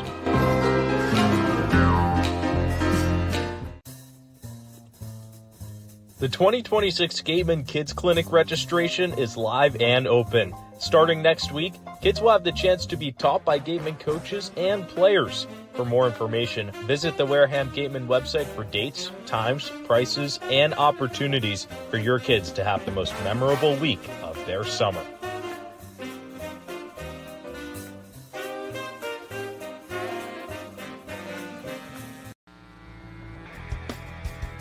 Top of the fifth, Brewster trying to pull away after 2 runs in the top of the fourth. They trying to continue to add on to its 3-0 lead. Ryan Smythe makes a move. It's an Alyssa Watling intuitive call to the bullpen, and it's the 6'7" right-hander out of FIU, Bryce Turner, that takes the mound. One of the more high-leverage guys, and Smythe clearly sending a message that he believes Wareham can still win this game, and they most definitely can. It's 3-0 right now. So far this season for Turner, 4 appearances across 6 innings, a 6 ERA last pitched against Bourne 5 days ago, and that one went in inning. 3 hits, 3 earned, a walk and 2 strikeouts. That was a game where Wareham threw a lot of its high-leverage guys, and they kind of got banged around, so Turner looking for a bounce back. Yeah, before the All-Star break, Turner, without a doubt, his worst outing of the summer. He had allowed 2 runs through his first 3 appearances, and then that last one against the Braves, 3 runs, all 3 earned, and they came in 1 inning of work. He's got the 8-9-1 hitters to start out his day in a 3-0 ball game. Eddie Yaman, Tristan McClatty, and Adam Haight, the minimum for the Whitecaps. It starts with Eddie Yaman, the first baseman from LSU, who's 0 for 1 with a ground out. Did hammer a home run in the past matchup with these 2 teams. Here in game 1 of 2 between Brewster and Wareham. They'll do it again tomorrow at Stony Brook Field. Well, I think, too, that makes the decisions in this first game super interesting for tomorrow because it's going to be the same people. It's going to be the same guys. Who do you go to out of the bullpen? It'll be right on right to start out Bryce Turner's day. First pitch is down and away for ball 1. Sahil Patel, who entered his second start of the summer today without allowing a run. His final line, he goes 4 innings, allows 3 hits, 3 runs, all 3 of which were earned. No walks and 6 strikeouts. So on the bright side for Patel, he did not issue a free pass all day long. However, Brewster capitalized on the opportunities that were there. That included Patel hitting Cash Strayer and then a one-out triple from Owen Jenkins. And his ERA bumps up to 2.31 now. Turner starts to battle back. Now a 2-1 count. And he had 8 2/3 scoreless to start the season. It was bound to happen eventually. Hearts in line for the loss. Right now, Brewster in front 3-0. Turner deals a strike. Count evens at 2-2. Yaman just 2 for his last 22.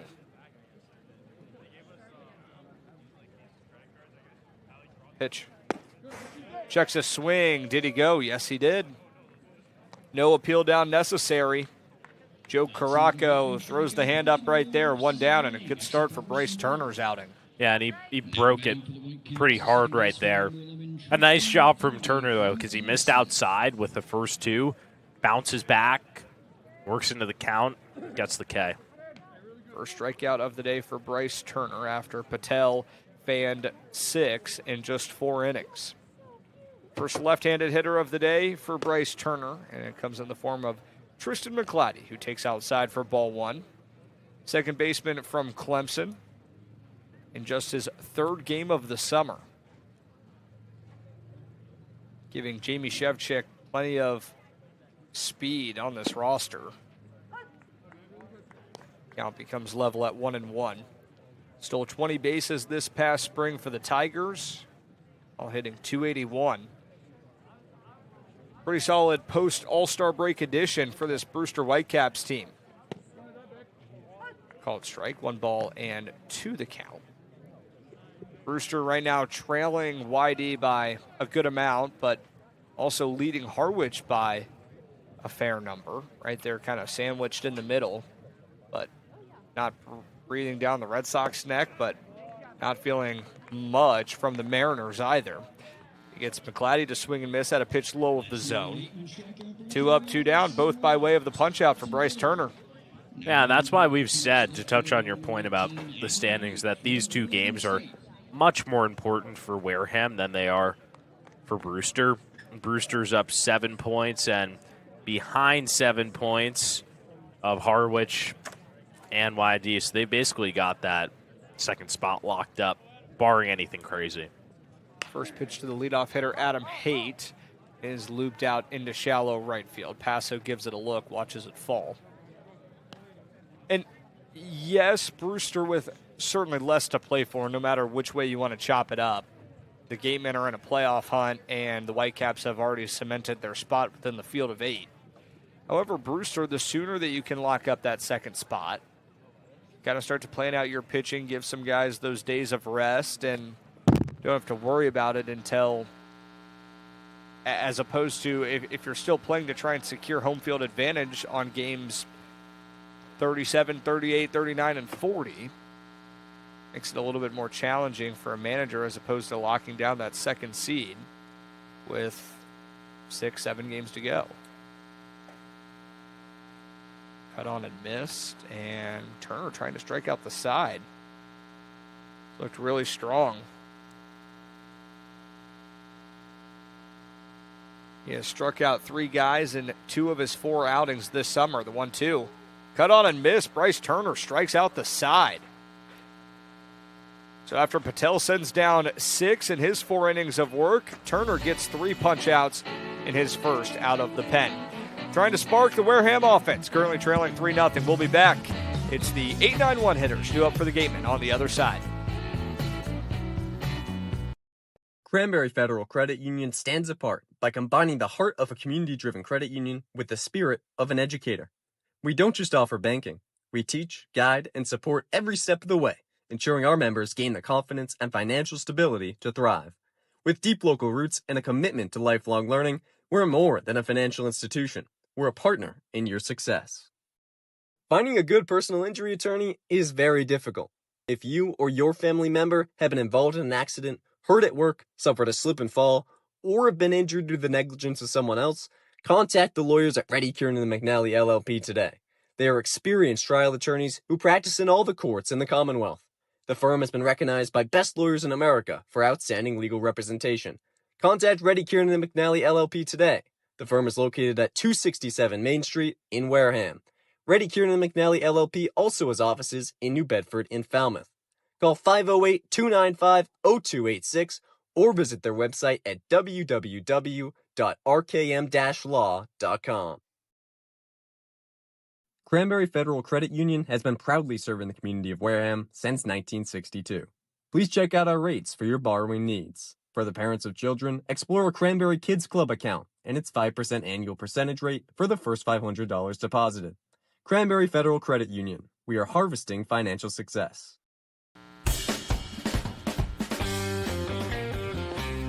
First call to the bullpen for the skipper, Jamie Shevchik, in a 3-0 game where Brewster leads. He turns to Noah Thigpen in this Alyssa Watling intuitive pitching change. That he does, the 6'2", 208-pounder from Troy. Heading into his junior year, he has only appeared twice this season for the Whitecaps, has pitched 3 innings, started against Falmouth on July 12th. That was the last time that he pitched, and that one only went 2 innings, gave up 1 earned run, 3 came across with a hit and 3 walks, so looking for some more control today. His day starts against the 8-9-1 hitters for the Gatemen, Dylan Dubovic, Henry DeGiorgio, and R.J. Hamilton, the minimum. To Charlie Wilcox's final line in his final start of the summer for the Whitecaps. Thigpen ready's first pitch of the day is cut on and missed. Dubovic did have a single his first time up. That was in the second one of 3 hits allowed by Charlie Wilcox, who went 4 innings, did not surrender a run, walked just 1 hitter, and struck out 5.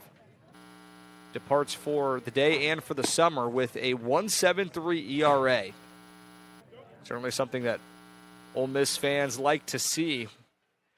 The continued dominance for the right-hander that finished up a season with Georgia Tech, announced his intentions to transfer to the SEC. Gives way to Thigpen, who's in a no-ball 2-strike count, and Dubovic fights one off and stays alive. Interesting here with Thigpen, when you talk about the difference between Charlie Wilcox and Noah Thigpen, as Wilcox needed 73 pitches to get through those 4 innings of work. Thigpen in that start against Falmouth needed 49 pitches for the 2 innings.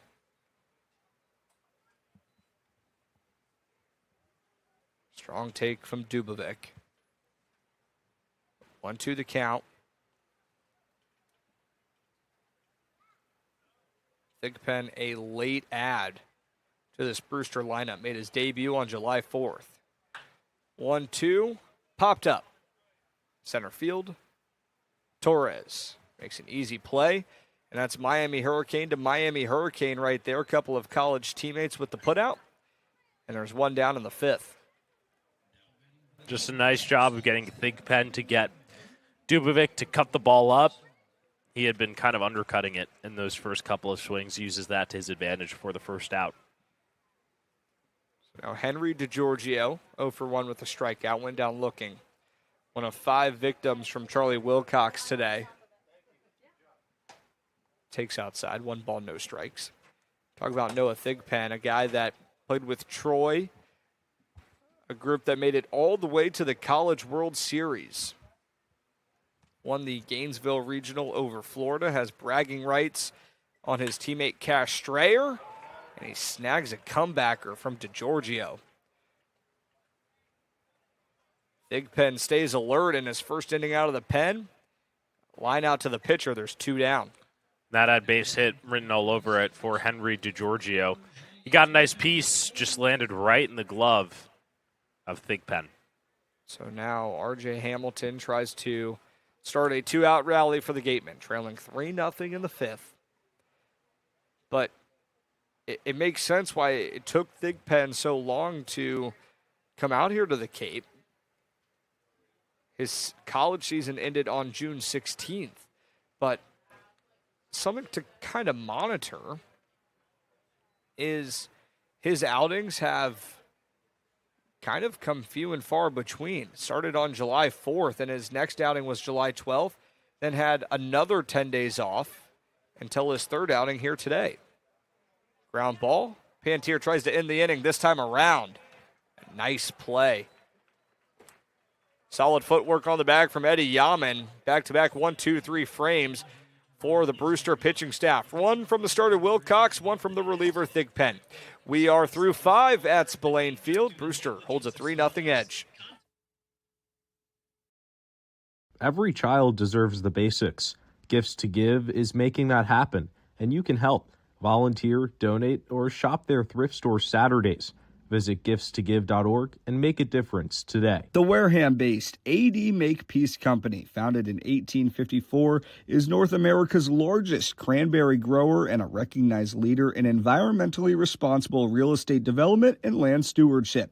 For 172 years, AD Makepeace Company has supported community events and organizations like your Wareham Gatemen.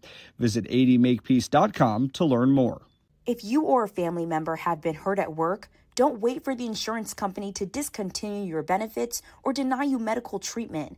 Get an experienced workers' compensation attorney now before it's too late.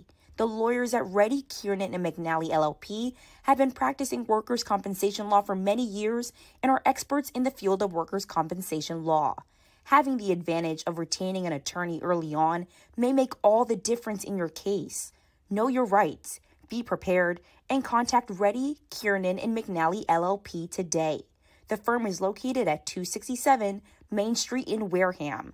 Reddy, Kiernan, and McNally LLP also have offices in New Bedford and Falmouth. Call 508-295-0286 or visit their website at www.rkmlaw.com. Top of the 6th, Brewster and Wareham. Game 1 of a 2-game set. A little bit of a home and home here as we've hit the home stretch of the Cape League season.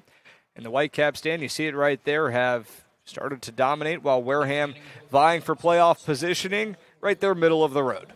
Yeah, Brewster's turned it on as of late, dropping yesterday to YD. That was the game that could really get them close to the Red Sox. And Wareham has done enough to stay in the hunt. You really can't ask for much more right now from this Gateman squad. Bryce Turner's first pitch to Will Baker is skied. Shallow center. DeGiorgio back on it. Started the back pedal a little bit late in the process, but still gets the pop out. One pitch, one away. That's easy work there if you're Bryce Turner, and he has looked really sharp so far. Against Brewster, had the 3 strikeouts, gets the pop out there, 4 in a row retired for him. Yeah, Holden Pantier steps in now, 0 for 2 with a couple of strikeouts. Both came against the starter, Sahil Patel. First pitch, a strike, slider that comes in across the zone at 82 miles an hour. Pantier batting third right here. Turner got through the 8-9-1 hitters with relative ease, struck out the side. All 3 swinging from Whitecaps hitters. Now trying to work with that same efficiency this time around. Needed 13 pitches in that 5th. Turner trying to keep Wareham within striking distance. 1-1. Lined over the head of Hamilton. Good piece of hitting from Holden Pantier. His first of the day is a 1-out single. And that at-bat for Pantier, much more clean than it was last time against Patel, where he was chasing high and away. The dangerous part now for Turner is that the middle 3 have really done the bulk of the damage today for Brewster, and Pantier sets him up with 1 out. Yeah, it starts right now with a Cape League All-Star in Cash Strayer, who did damage in terms of coming around to score, but Patel hit him with a pitch, and he swings at a first pitch slider and flies it deep into right field. Nice play from Foster Apple on the move. Continued to track, and Strayer, the 2 balls that he's put in play, they have been sharp lineouts, and now there's 2 down in the 6th. Disaster averted. Yeah, that one would have gotten out if it had a little bit more on it. The wind blowing out there into right field as well, so he had that going for him, but just a nice job from Apple tracking it all the way. Couple of loud outs for Cash Strayer. But a guy that has made loud contact, hasn't been out, though, is Owen Jenkins, who takes a first pitch on the outside corner for a called strike. Singled in the second, tripled in the fourth. Both times he came around to score. Sprinted across for 2 of Brewster's 3 runs. Here's the 0-1. Another slider, bottom rail, called a strike.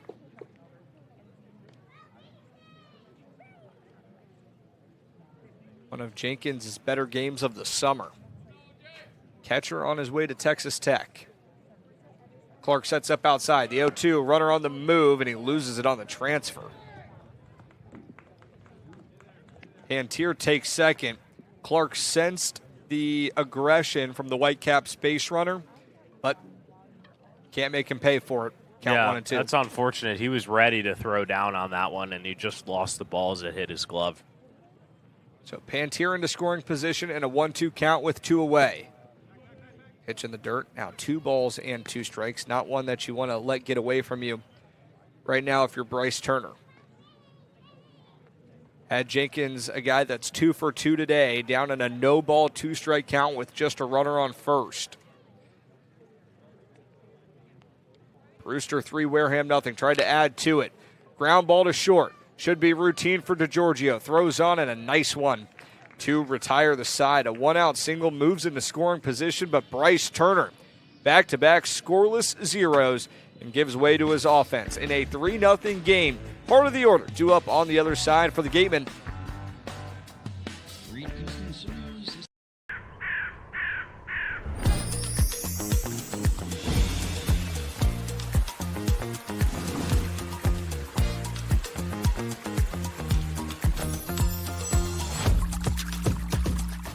Hey, it's me, Wizzy.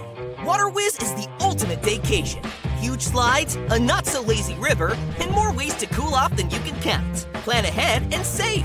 Tickets as low as $39.95. Rally your crew and lock in your date. For a good piece of glass, call Abby, located at 3 Tyler Avenue in East Wareham.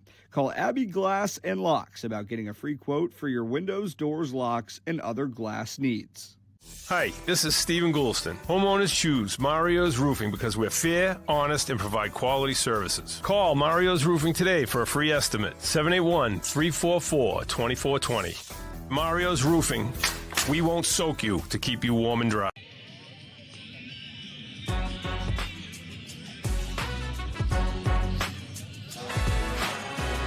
Bottom of the 6th here at Spillane Field. Brewster 3, Wareham nothing. With Dan Shalam, I'm Adam Hipsky. Right now, we talk about the Gatemen trying to get over the hump. It's a sprint to the finish line. And Dan, they're in a neck-and-neck race with the Catuit Kettleers for that 4th and final spot in the West. Certainly are, and obviously tonight's result, as of right now, not great. Want to turn it around. Still time to go in this game. Yeah, Catuit has that head-to-head, 2-1. Yeah, and these 2 teams play on Friday. There's still 2 more matchups to decide who gets that ultimate head-to-head, but the Kettleers with a 2-point edge on the Gatemen right now currently lead Bourne 4-2. That game's still in the bottom of the 1st. It was a 6:30 start time. It's lots of scoring. Snail's pace out at Doran Park. I moved it up. It was 7 o'clock because of the rain that never actually came.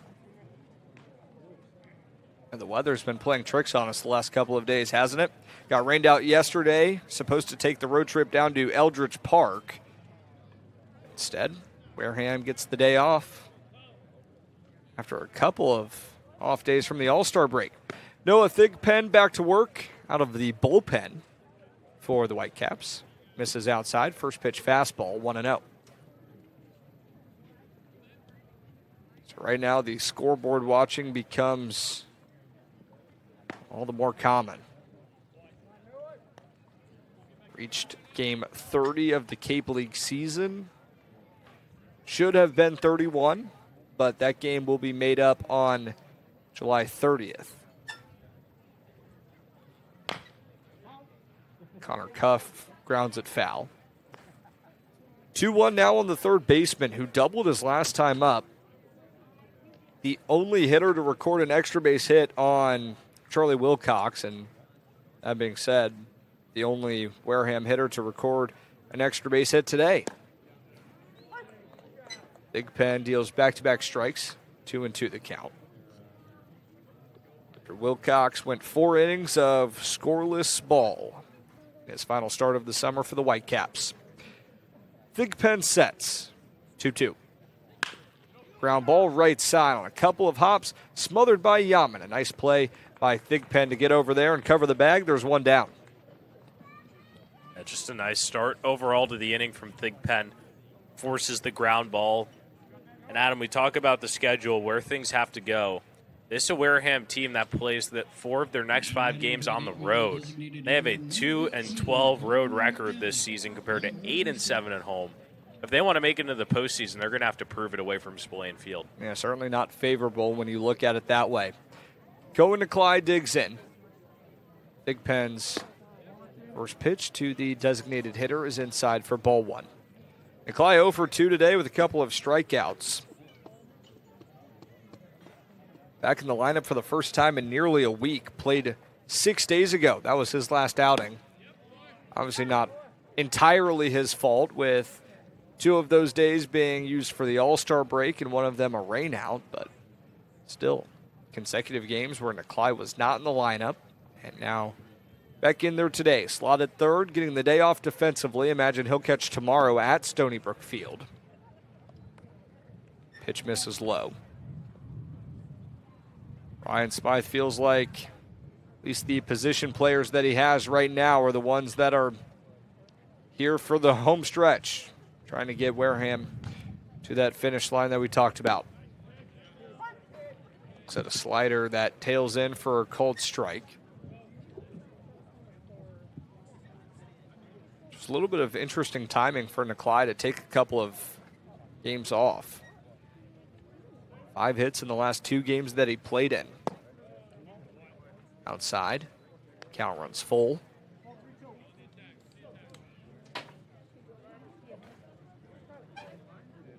Today hitting third for the Gatemen. Trying to give Wareham its first base runner against Noah Thigpen. Won't be this time around though. Swing and a miss, takes him to a knee. 5 up, 5 down to start the right-hander's day. It's been gross from Thigpen. And clearly Nikolai just not seeing the ball right now. 3 strikeouts on the day. Unusual from him. Brewster trying to toss 6 consecutive scoreless innings. As Chase Cruson steps in, 0 for 1 with a walk. Put 2 on in the first inning when he worked it against Charlie Wilcox, but since then, Wareham left runners on in back-to-back innings in the second and the third, but yet to put 2 on the base paths since that walk in the first. Cruson behind, 0-1. Ground ball up the middle. Nice play by Thigpen to get the glove down, and an easy toss over to first for the 3rd out of the inning. No hits, no runs, no errors in the field, and nobody left on base. 6 up, 6 down for Noah Thigpen. We'll take a quick step aside. Scoreless through 6 at Spillane. Every child deserves the basics. Gifts to Give is making that happen, and you can help. Volunteer, donate, or shop their thrift store Saturdays. Visit giftstogive.org and make a difference today. The Wareham-based AD Makepeace Company, founded in 1854, is North America's largest cranberry grower and a recognized leader in environmentally responsible real estate development and land stewardship. For 172 years, AD Makepeace Company has supported community events and organizations like your Wareham Gatemen. Visit admakepeace.com to learn more. If you or a family member have been hurt at work, don't wait for the insurance company to discontinue your benefits or deny you medical treatment. Get an experienced workers' compensation attorney now before it's too late. The lawyers at Reddy, Kiernan, and McNally LLP have been practicing workers' compensation law for many years and are experts in the field of workers' compensation law. Having the advantage of retaining an attorney early on may make all the difference in your case. Know your rights, be prepared, and contact Reddy, Kiernan, and McNally LLP today. The firm is located at 267 Main Street in Wareham. Reddy, Kiernan, and McNally LLP also have offices in New Bedford and Falmouth. Call 508-2 295-0286 or visit their website at www.rkmlaw.com. We've hit the 7th inning here at Spillane Field. Dan Shalam with you alongside Adam Hipsky, third Alyssa Watling intuitive, called to the bullpen of the game for Wareham. Bryce Turner is out, and it's the debut of DJ Merriweather. 5'11", left-hander. He'll be a rising senior in the fall, Dan, from Austin P. He's a two-way, only expected to pitch this summer with the Gatemen as he joins Wareham for this stretch run. But plenty of experience on the mound for Austin P. Tossed 60 innings. He was top 10 in the Atlantic Sun with 67 strikeouts. Had a 4-2 record and a 5.25 ERA. And today, Dan, his task, keep Brewster at an arm's length away and give chance for the offense to pick up this late come-from-behind victory. He's looking for the hold. Put into a big spot, Ryan Smythe trusting him. He will go against the 6, 7, 8 hitters here in the top of the 7th, starting with Michael Torres. Then it'll be Brody DeLongmelier and Eddie Yaman. Torres steps in from the left side, getting ready to go against Merriweather, making his debut. First pitch of his summer. Misses down low as Torres looked to bunt for a second, pulls it back. The count goes to 1-0. Torres has been very successful in this game, a single in the second, had a sac fly to bring home the third run back in the 4th. He looks at strike one there as he squared to bunt again, but pulled it back. Connor Cuff came up from third base, now standing on the grass as he gets ready for this pitch. Here's the 1-1. Bounced in the dirt. Clark keeps it in front of him. For Merriweather, it's a 5-pitch mix. The fastball headlines things at 48%. Then it's changeup, cutter, slider, and the curveball. So a lot of different pitches to go to. Looking to battle here in a 2-1 count. Torres checks his swing. He does go around for strike 2. Yeah, and it's interesting, Dan, because for Merriweather, it's a true 5-pitch mix. Really does work all 5 of those pitches. Some of these guys, it's those 4th and 5th pitches that you're throwing about 3-4% of the time. 2-2 is the curveball, and it wipes out Torres for strike 3. That was nasty. And Merriweather records a K and his first batter faced here on the Cape. Yeah, really good start for DJ Merriweather. That's one of the better curveballs we've seen this summer, and it retires Torres. A good start. That was also an aggressive pitch placement. That was upper third. I think he might have hung that one unintentionally, but it works out for him anyways. Brody DeLongmelier at the plate takes a first pitch ball. Merriweather had a 5.25 ERA this past season with Austin P. As the 1-0 misses downstairs. The whip came in at a 1.58, but really the impressive part for him was the strikeout to walk ratio. Had 67 punch-outs compared to 38 base on balls. But he's down here 3-0 and at risk of issuing his first walk of the summer.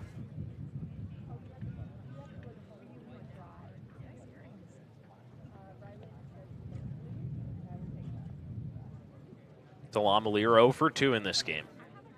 The 3-0 pitch catches the inside part of the plate for strike 1.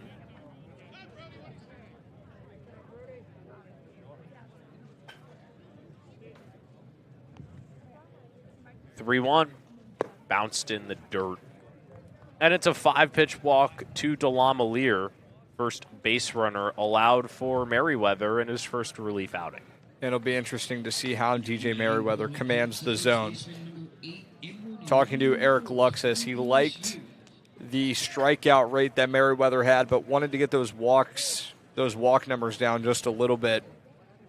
This past spring at Austin P, 38 walks, 67 strikeouts in those 60 innings. Now Eddie Yaman with runner at first. First pitch fouled off the leg of Clark on the curveball for strike 1. Yaman 0 for 2 in this game. Struck out in the 5th to Bryce Turner and then grounded out to short on the starter Sahil Patel in the 2nd inning.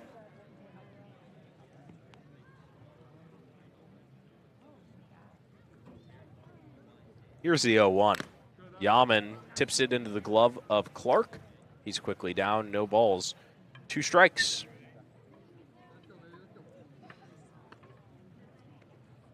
Delamalier gets the lead off of first.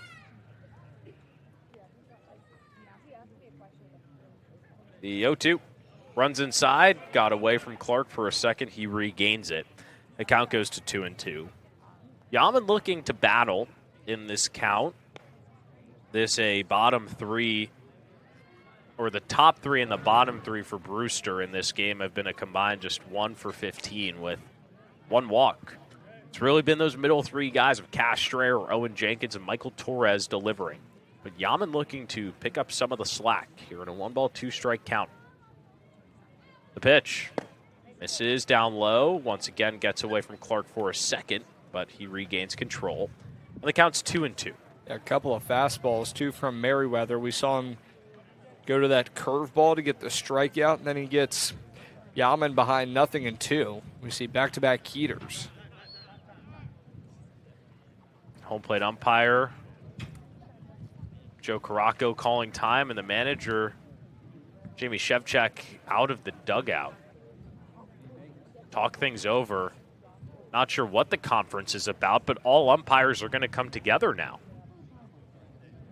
You see anything in particular that stood out to you? Not really. Seemed like a pretty quick request there from Jamie Shevchuk.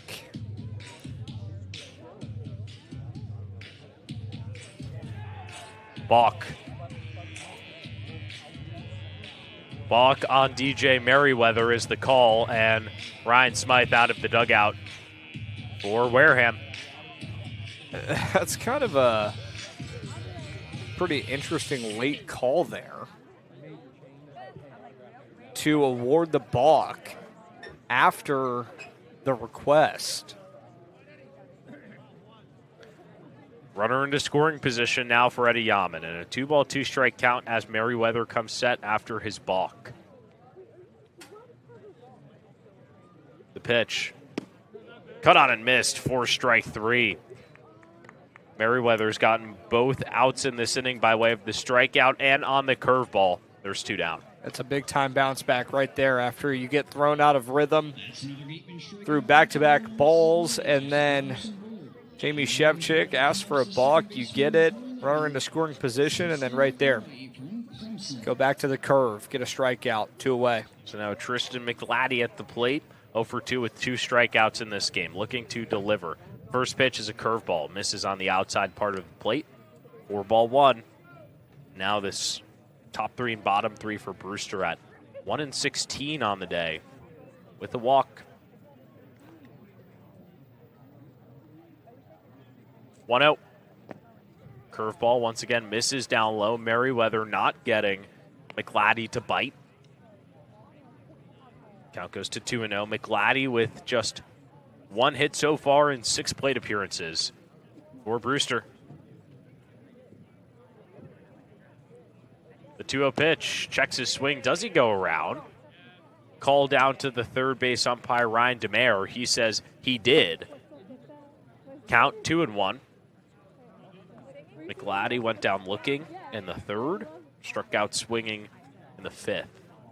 Trying to knock Delamalier home. The 2-1. Fastball flared into center field. Krusen charging. It'll end up being Dubovic to make the play in left field. Nothing comes of the 1-out walk issued by DJ Merriweather, and he does not allow a run to come across in his first inning of relief for the Gatemen this season. Time to talk to our sideline reporter, CeCe Gabriel, for the second time tonight with Brewster ahead 3-0. It's been 19 days since the Wareham Gatemen have faced the Brewster Whitecaps, and according to Wareham skipper Ryan Smythe, the biggest change is that these 2 teams are working with now completely new lineups. Now, amidst these changes, the skipper says that this Wareham squad is playing better team baseball, and especially from the hitting side, it's been refreshing. Less strikeouts, better at-bats, and on top of that, too, they're putting themselves in a position to hopefully make the playoffs. Now, within the final 2 weeks of regular season play, the skipper made his message clear. Sacrifice and selflessness are going to be key, and that's exactly where this team needs to be. He went on to say that new blood has definitely improved the culture of this team, and they've done a better job getting themselves out of a hole, but now it's no longer about the name on the back of the jersey, it's about the name on the front. Guys, back to you. Thanks so much, CeCe. Have enjoyed your reporting, as always, throughout this game.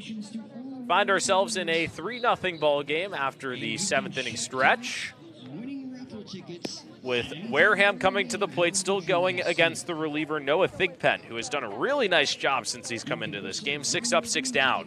He faces Levi Clark, Dylan Passo, and Foster Apple here in the 7th. Righty, lefty, righty. See how far Thigpen goes. This, if he is to record an out, would be his longest outing of the season so far. Yeah, and he's had plenty of time to reset, hasn't he, Dan? About 10 days off between today and his last outing, and then 8 days before then. So plenty of time to rest the arm, and potentially a strategic move there from Jamie Shevchik, knowing what you have in this guy in Thigpen and trying to save him. He's got an innings limit or whatnot. You want him for the biggest games of the season. First pitch to Levi Clark in there for strike one. And no ground to be gained today for Brewster on YD if they are to win, as that game between the Harbor Hawks and the Red Sox got postponed this afternoon. A 1, big cut and a miss from Levi Clark. He's down 0-2. Is 0 for 2 in this game with 2 flyouts, 1 out to right, 1 to left. Looking to battle here against Thigpen.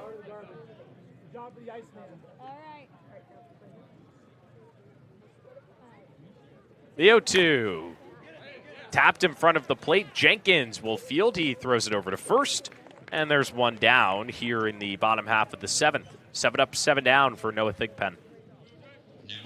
And that's a play that looks easier than it is, because Owen Jenkins could have waited and just assumed that ball was going to trickle foul or was already foul and just wait for Joe Caraco to throw his hands up. But instead he attacked it, got a bare hand, squared up, and made a strong throw to a hustling Levi Clark. Now Dylan Passo at the plate. Takes a first pitch strike. Passo 0 for 2 in this game. Fly out, ground out. Looking to spark something. 1 ball and 1 strike. Thigpen looking to get through this order. 9 up, 9 down. Came in, back in the 5th. Hasn't been touched. 1-1 ground ball over to second. McGladdy throws to first. A little bit off balance there from Yaman as he had to go across his body, but gloves it anyways. Back-to-back ground outs, back-to-back outs for Thigpen. He's done a really nice job here in relief. Wareham has struggled since the start. Charlie Wilcox gave them a pretty good start, and then Thigpen has picked up right where Wilcox left off. Foster Apple at the plate. Trying to extend this bottom half of the 7th. First pitch. Flared down the right field line.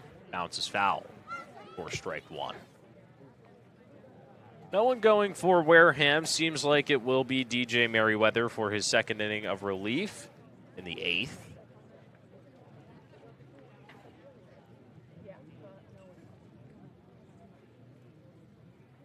Apple steps into the box.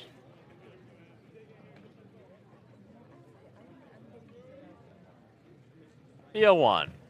Misses upstairs near his face. Count goes to 1 ball and 1 strike. These two teams will be right back at it tomorrow in Brewster. The last trip for Wareham to Stony Brook Field this season. The last time these two teams will play. 1-1.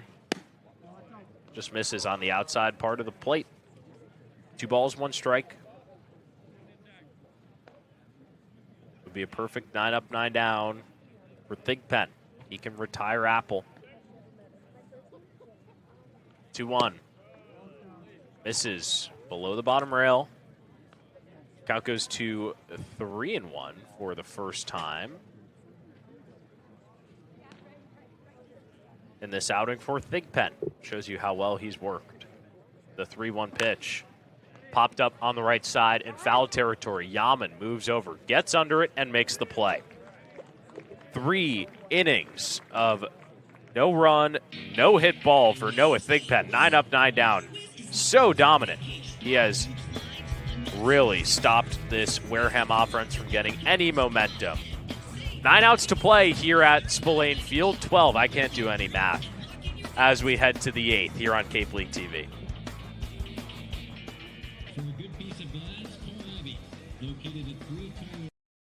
Cranberry Federal Credit Union stands apart by combining the heart of a community-driven credit union with the spirit of an educator. We don't just offer banking. We teach, guide, and support every step of the way, ensuring our members gain the confidence and financial stability to thrive. With deep local roots and a commitment to lifelong learning, we're more than a financial institution. We're a partner in your success. Finding a good personal injury attorney is very difficult. If you or your family member have been involved in an accident, hurt at work, suffered a slip and fall, or have been injured due to the negligence of someone else, contact the lawyers at Reddy Kieran and McNally LLP today. They are experienced trial attorneys who practice in all the courts in the Commonwealth. The firm has been recognized by Best Lawyers in America for outstanding legal representation. Contact Reddy Kieran and McNally LLP today. The firm is located at 267 Main Street in Wareham. Reddy Kieran and McNally LLP also has offices in New Bedford and Falmouth. Call 508-295-0286 or visit their website at www.rkm-law.com. Cranberry Federal Credit Union has been proudly serving the community of Wareham since 1962. Please check out our rates for your borrowing needs. For the parents of children, explore a Cranberry Kids Club account and its 5% annual percentage rate for the first $500 deposited. Cranberry Federal Credit Union. We are harvesting financial success. 8th inning here at Spillane Field. Time to take a look at some scores around the Cape.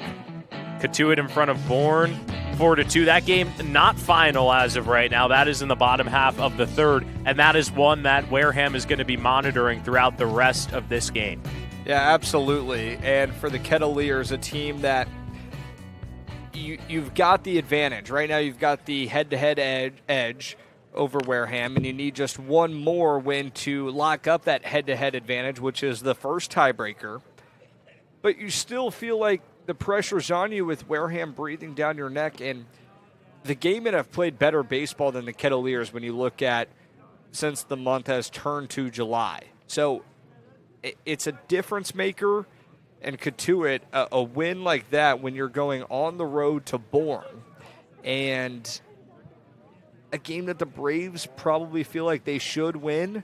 Mm-hmm.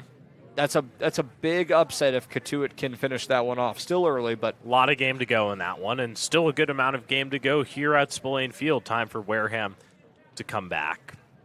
It's the top of the order at the plate for Brewster, starting with Adam Haight. I think a couple more scores that caught my eye right there is Falmouth, very much in control of Chatham, 8-3 right now, and Orleans blowing the doors off of Harwich, 7-0. Yeah, that Orleans game, I don't think there's anybody that looks at that and isn't surprised. Obviously, Wareham was supposed to play Orleans yesterday. That game being pushed to July 30th. 1-2 misses, and you speak of games getting pushed. Hyannis and YD were set to battle today at Red Wilson Field. That game was postponed, and it'll be made up on the Monday. Yeah, talk about a game that doesn't matter much. This pitch runs inside and hits the foot of Adam Haight. So leadoff base runner here for Brewster. Obviously, that game doesn't matter in the YD mind, but in Hyannis' head, still battling for positioning with Falmouth and Bourne. They could gain a game if they win that one, and Katuitt wins tonight against Bourne. Who knows? Lots of scores around the Cape, but our game the closest right now to being completed in the top half of the 8th. Everyone in the 6th or earlier. Will Baker, the shortstop, steps in with Haight over at first. First pitch from Merriweather. Cut on and missed for strike one.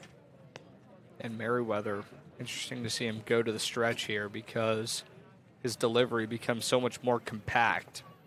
doesn't get as much of the wind up on that big breaking ball that we saw him get a couple of strikeouts on. Going over to second on the play is Haight. This ball's launched into right field. Going back at the track is Apple, and that one is out of here. Will Baker, his first home run of the season, breaks this one open. It's 5-0 Whitecaps. That ball was clobbered.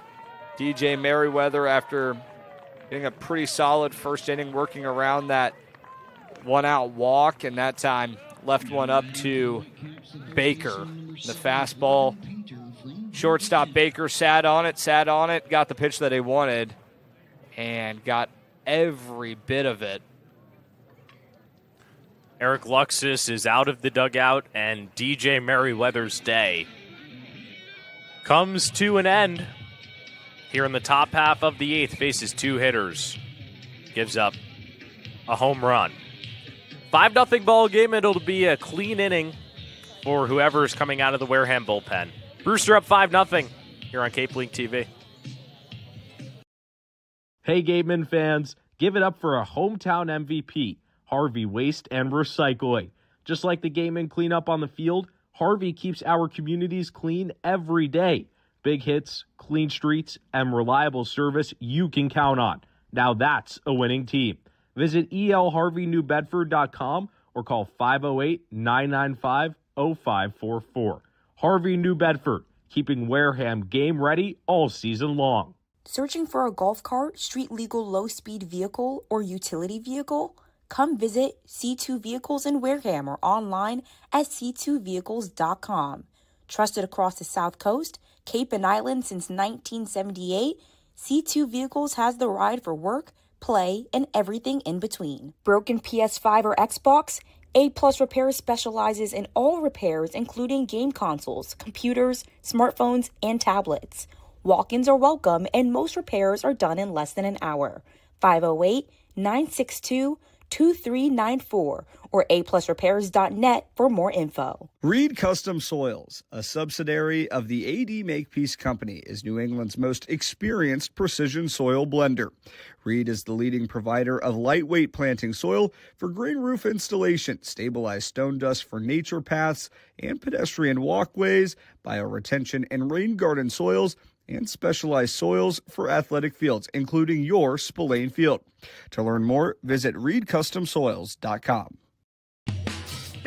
We take a look at the absolute bomb off the bat from Will Baker. He had 9 pumps this past season with Georgia Tech, and he gets his first of the summer here in the top of the 8th. Tough one there from DJ Merriweather. First hit he allowed of the day, and it was a loud one. Baker sat fastball after Merriweather showed a little bit of favoritism to the off speed and the breaking ball, and was ready for it, and Baker got all of it and gives Brewster a much more comfortable lead. Immediately out of the game after the home run. His final line, 1 inning plus 1 hit, 2 runs, both earned off the home run, a walk, and 2 strikeouts. Now it'll be Logan Scholl, another guy making his debut for the Gatemen. Yeah, Logan Scholl, 6 foot, 195-pound right-hander out of Marist, appeared in 15 games this past spring for the Red Foxes.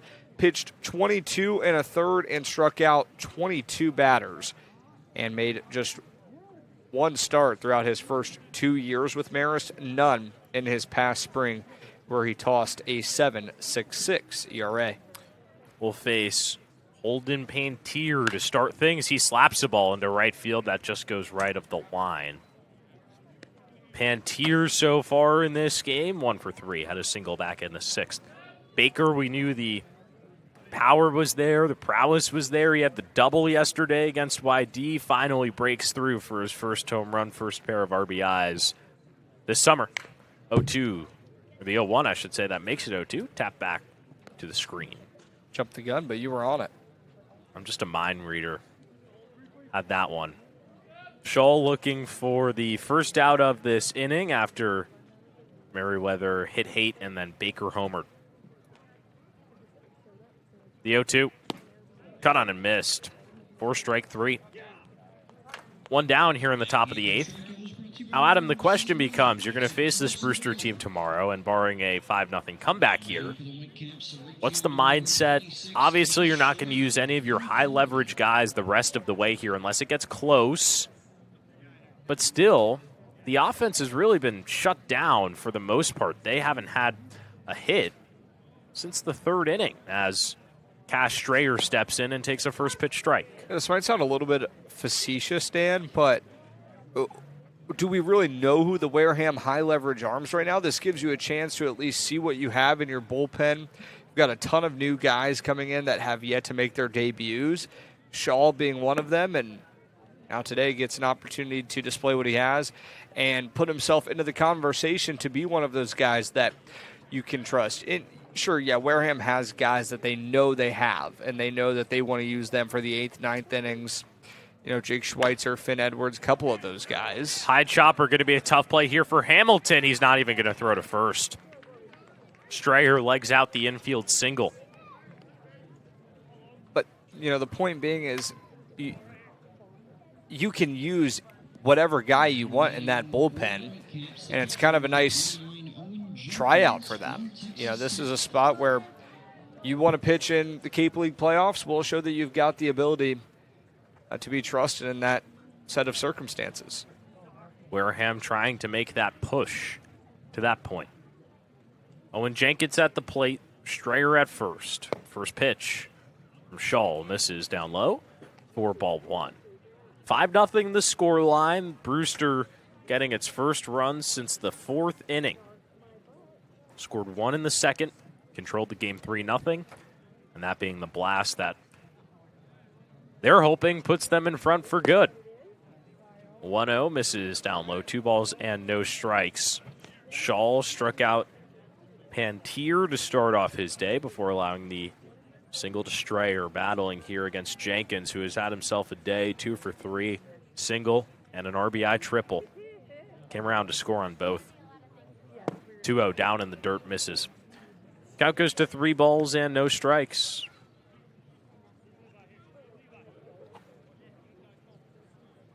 Shaw takes a deep breath.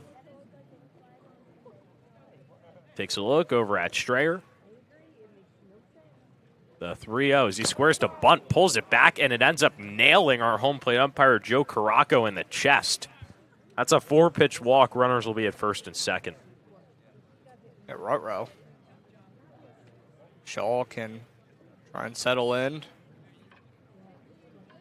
Can go back to what worked. You give up that infield single to Strayer. You know, Brewster hasn't put a great swing on one. Still with just 1 out. Pitching with a 5-0 deficit. You know, 6 runs, not going to be the end of the world. Michael Torres at the plate. Runners at first and second. Shaw cannot find the zone right now. 5 straight balls that he's tossed. Levi Clark calls time, and he wants to talk things over on the mound. Eric Luxus comes out of the dugout. It'll just be Clark, Shaw, and Luxus out there on the bump.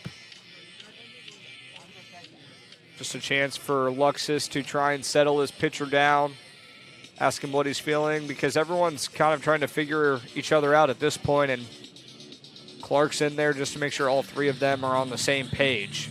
How do we want to attack these next couple of hitters? What works for Jenkins? He grounded out his last time up. Try and give him something similar in a similar spot.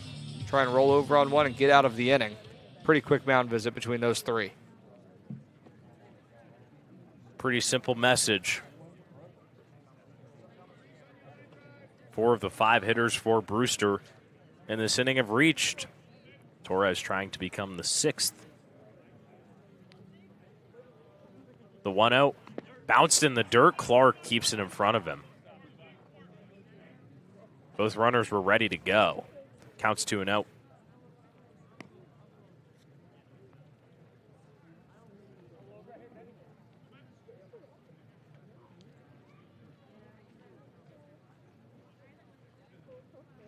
Scholl comes set once again. Runners dancing off of their bases. 2-0 popped out of play on the third base side. Do it again. 2 balls, 1 strike. Courtesy of attorney Glenn Hannington, his daughter Tevis, and grandsons Chase and Ryan.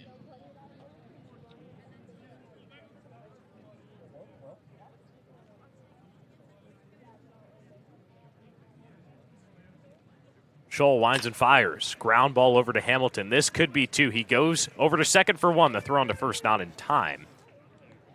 Torres beats it out, but Wareham gets an out on the fielder's choice. 2 down with runners at the corners. And you take that if you're RJ Hamilton. Interesting, though, to see here, would Hamilton have been better off tagging as Strayer was coming over, but instead, not the end of the world. 2 outs, and Scholl doesn't have to pitch to perfection. Now the hard-hitting Brady DeLonglear steps in with runners at the corners. 2 outs, 2 already across for Brewster. Going over to second immediately as Torres. The pitch misses down in the dirt. Clark doesn't even attempt to throw. And there's the second stolen bag of the evening from Michael Torres.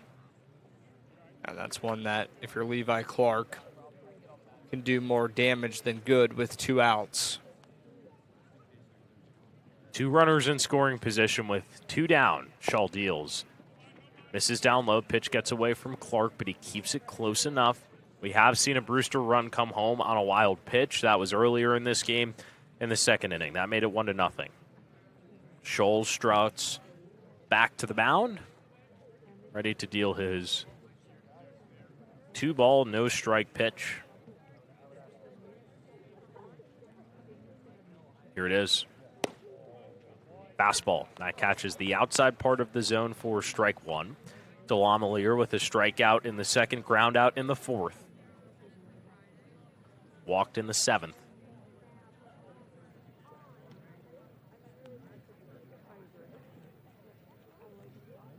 Two one. Popped out of play on the first base side. We'll do it again. 2 balls and 2 strikes with Logan Scholl having a chance to get out of this inning.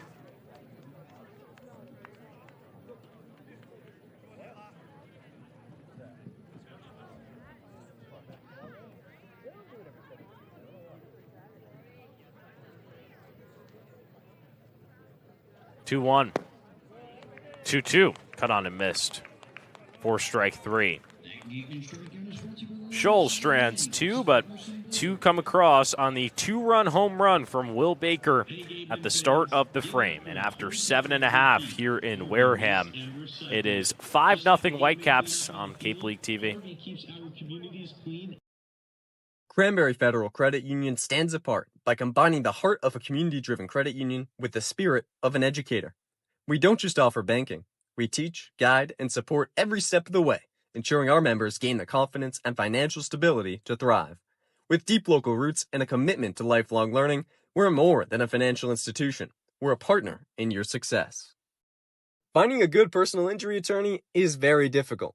If you or your family member have been involved in an accident, hurt at work, suffered a slip and fall, or have been injured due to the negligence of someone else, contact the lawyers at Reddy Kiernan and McNally LLP today. They are experienced trial attorneys who practice in all the courts in the Commonwealth. The firm has been recognized by Best Lawyers in America for outstanding legal representation.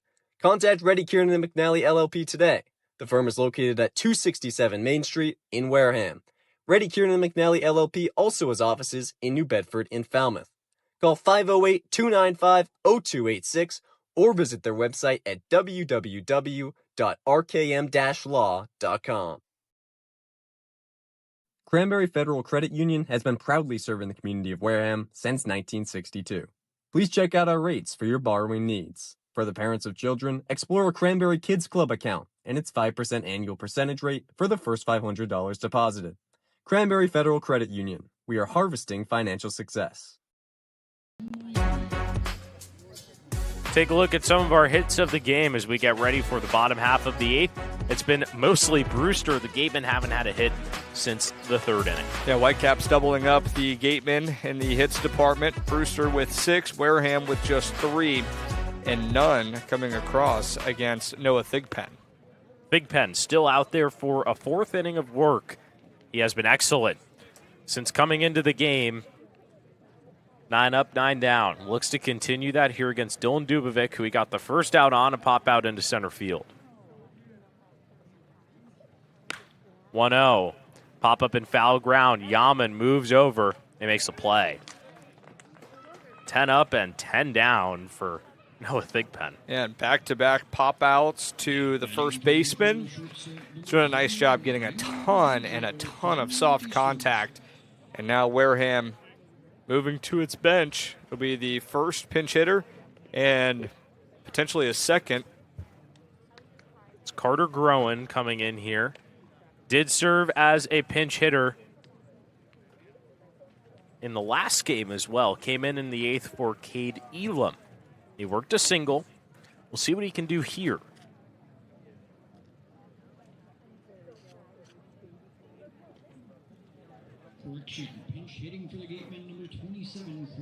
So a switch from the lefty DeGiorgio to the right-hitting Groen. Certainly an interesting move, and some things will have to get rearranged next inning defensively for Wareham. First pitch, a strike, and Thigpen got DeGiorgio to line out to him on a hard hit ball the first time around as well. And usually, Dan, I can start to try and decipher what Ryan Smythe is going to do, but this one I'm actually a little bit confused, because if Sheffield does come in for Hamilton, that's replacing 2 middle infielders. Obviously, Sheffield would be one of them, but then who moves to the other spot? You could also think of it as maybe getting some swings for some guys who might be in the starting lineup tomorrow against this Brewster side. Groen shoots the 0-2 out of play. Do it again, no balls, 2 strikes.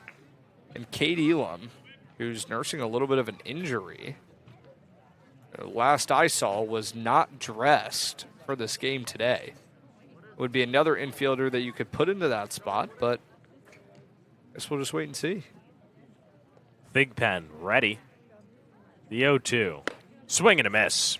Doesn't matter if it's a pinch hitter, if it's a starter.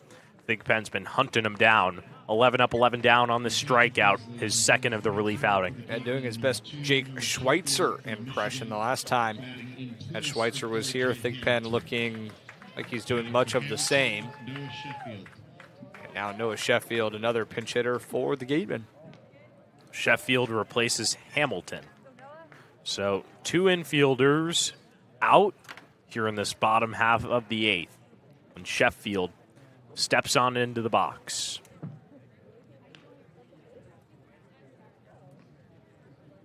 First pitch misses down low. This Sheffield's first game since playing in the game before the All-Star break. That was against Bourne on the 17th. He went 0 for 2, did have an RBI in that one. An uncomfortable swing there for strike 1.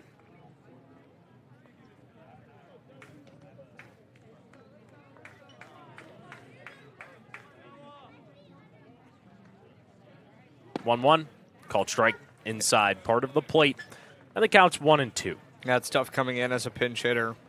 Haven't seen anything really all game. Just watching from the dugout, trying to get speeds down. 1-2 bounced in the dirt. Sheffield battling in this count. Certainly looking to try and battle, get aboard and break up this stretch, which has been just so dominant, really, for Thigpen. A full count. He has not issued a walk. Looking for 4 perfect innings.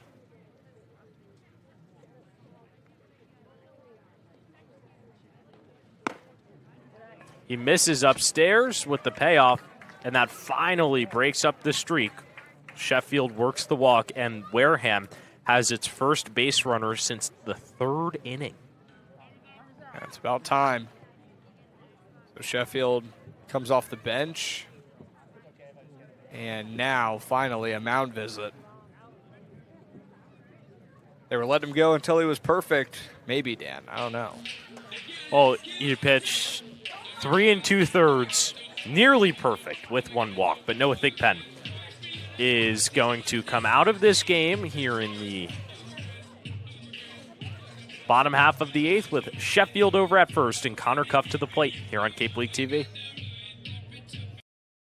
Hey, Gatemen fans, give it up for a hometown MVP, Harvey Waste and Recycling. Just like the Gatemen cleanup on the field, Harvey keeps our communities clean every day. Big hits, clean streets, and reliable service you can count on. Now that's a winning team. Visit elharveynewbedford.com or call 508-995-0544. Harvey New Bedford, keeping Wareham game ready all season long. Searching for a golf cart, street legal low-speed vehicle, or utility vehicle? Come visit C2 Vehicles in Wareham or online at c2vehicles.com.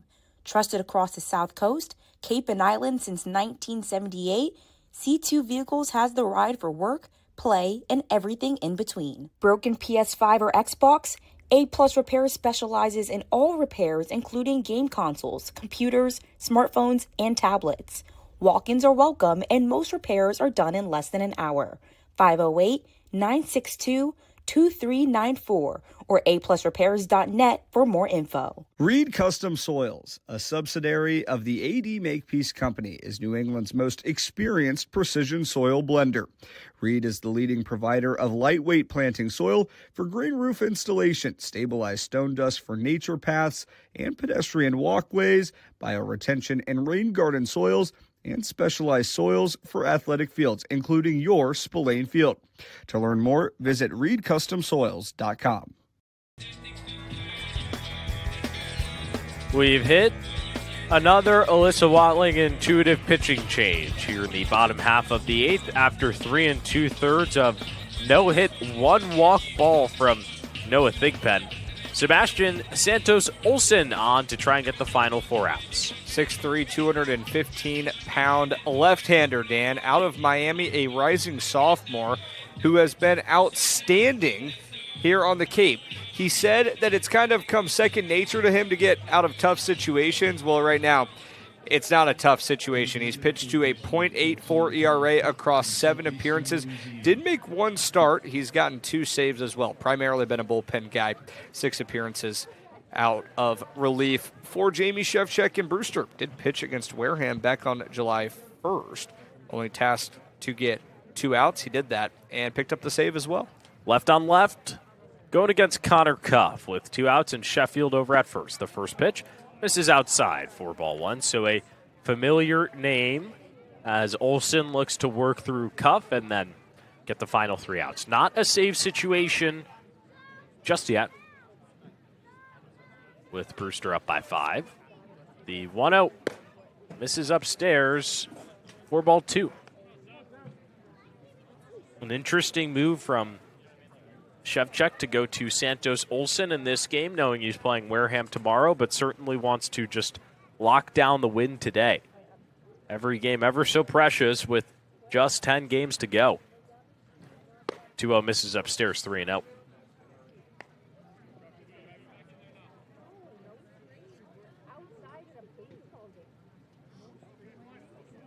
Cuff had a double back in the 3rd. Also got aboard in the 1st, was in scoring position both times, was stranded there. 3-0. There's the fastball. 4 strike 1. Yeah, that's interesting because Thigpen came in and was really good out of relief for Brewster. He had a ton of rest that he was pitching on. Today, a similar spot. Santos Olsen hasn't thrown since 14th of July. 8 days ago. 3-1 pitch. Finds the zone, 4 strike 2 for Santos Olsen. Fastball, slider, changeup, 3-pitch mix.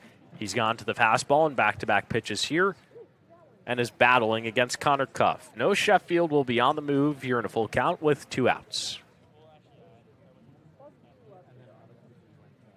Here's the pitch. Called strike 3.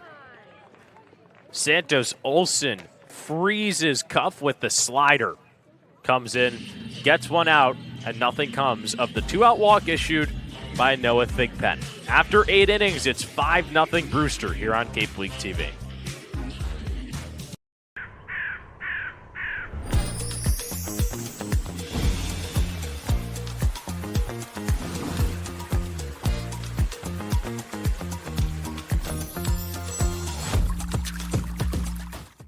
Hey, it's me, Wizzy. Water Whiz is the ultimate vacation. Huge slides, a not-so-lazy river, and more ways to cool off than you can count. Plan ahead and save. Tickets as low as $39.95. Rally your crew and lock in your date. For a good piece of glass, call Abby, located at 3 Tyler Avenue in East Wareham. Call Abby Glass and Locks about getting a free quote for your windows, doors, locks, and other glass needs. Hi, this is Stephen Goulston. Homeowners choose Mario's Roofing because we're fair, honest, and provide quality services. Call Mario's Roofing today for a free estimate. 781-344-2420. Mario's Roofing. We won't soak you to keep you warm and dry. Wareham Animal Hospital and Urgent Care. We take a look at Will Baker's home run that he launched. He's set to bat fourth if someone is to get aboard in this inning for Brewster. But it's an Alyssa Watling intuitive pitching change here for Wareham. Brady Montrol out there for his first appearance with the Gatemen. Yeah, the 6'5", 195-pound lefty will be a redshirt freshman after not pitching for UCF in the spring. But he doesn't come with a ton of rust, Dan. He's been playing summer baseball out in the Florida Collegiate League. He's from Clermont, Florida, and he was with the Winter Garden Squeeze, where he made 7 appearances, 6 starts, pitched 23 1/3, and gave up 7 earned runs. So was pretty solid there, was tied for the 5th most strikeouts in the league. He collected 39 punch-outs in those 23 1/3, and now he comes in for the Gatemen in a pretty low-leverage situation. Yeah, and some wonky changes here for Wareham in the field. Foster Apple moves from right to second base for the first time this season. Carter Groen takes his place out there in right. And then Connor Cuff shifts from third to short, with Noah Sheffield taking his spot at the hot corner after the pinch hit moves by Ryan Smythe in that bottom half of the 8th, which proved to not really do all that much. It will be the 8, 9, and 1 hitters for Brewster. We'll see how Montrol does. His 2 counterparts that made their debuts today, Merriweather and Shull, did all right. Merriweather gave up 2 runs on the 2-run home run. Shull leaves with a final line of an inning, 1 hit, no runs, 1 walk, and 2 strikeouts. But he looked a little bit out of control, had runners at second and third before he stranded them there. See what Montrol does here. The lefty going against Eddie Yaman to start things off here in the top half of the 9th. First pitch. In there for strike 1. Montrol, like Adam detailed, playing already in summer ball. Tied for the 5th most strikeouts in the league at his time of departure. As the 0-1's a nice breaker that finds the zone to make it 0-2. Started 6 games, pitched 23 1/3 innings with just 7 earned runs across. And he was one of 2 pitchers on his team to be selected to the All-Star game. 0-2 poked out into right field down the line, foul. Still a no ball, 2 strike count. Yaman 0 for 3 today. His counterpart on Brewster, the man on deck, Tristan McLatty, also 0 for 3. Brewster looking to just pad its lead before the bottom half of the 9th. Here's the 0-2. Chopped off Yaman's foot. He does a little loop around home plate. We'll do it again. Still no balls, 2 strikes.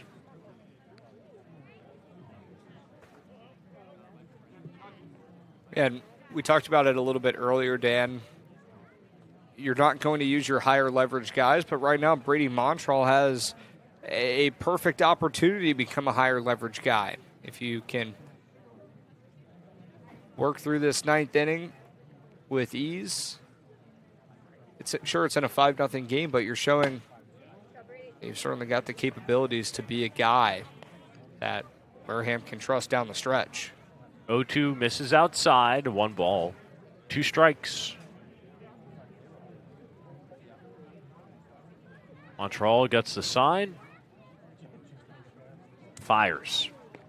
Runs in and hits Yaman on the back foot. Certainly not what you wanted in a 1-ball, 2-strike count. No, not at all. And one that really got away from him.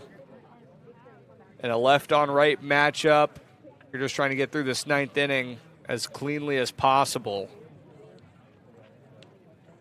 Montreal certainly tasked with getting the final 3 outs for Wareham defensively. That time, you had Yaman up against the wall. That'll be the 9-hole hitter, Tristan McLaddy. First pitch to him, left on left, misses upstairs. 4-1.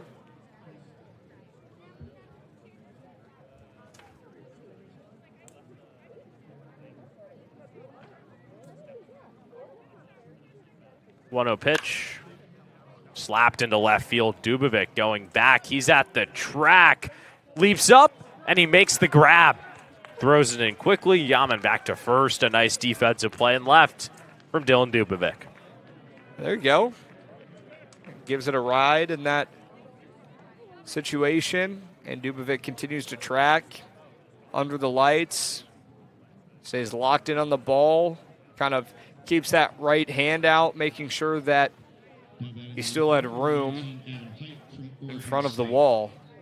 Hauls it in for the first out.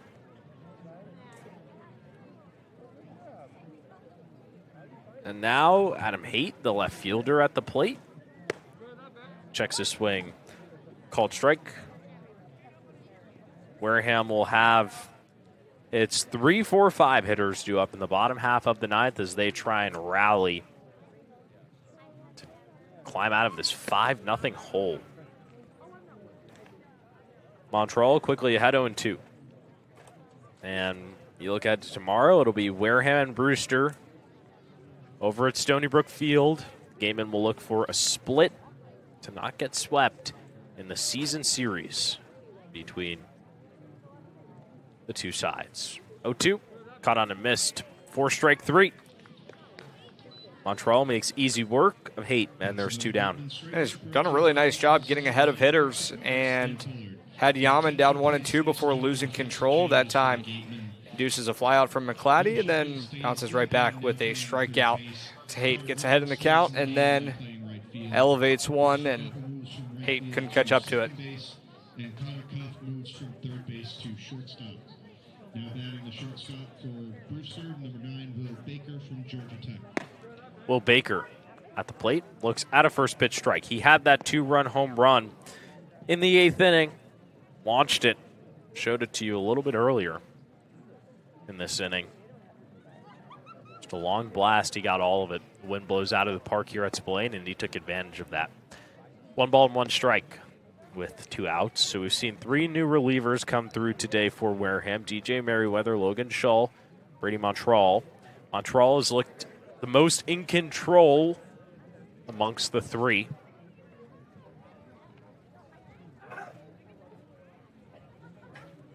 Yaman's going to go over to second. The throw down from Clark goes into the outfield, and there to back it up is Apple. But he just didn't get the right grip on it. Stolen base for Eddie Yaman, which is a surprising thing to say. That just his 2nd of the season. And that one, Levi Clark's been one of the better catchers defensively for the Gatemen this summer. That one certainly just got away from him. If there's any Wareham catcher you want trying to throw out a runner, it's Levi Clark, and certainly his most off-target he's been this summer. 2-1 pitch, fouled straight back to the screen. 2 balls, 2 strikes with 2 outs and a runner at second in a 5-0 ball game.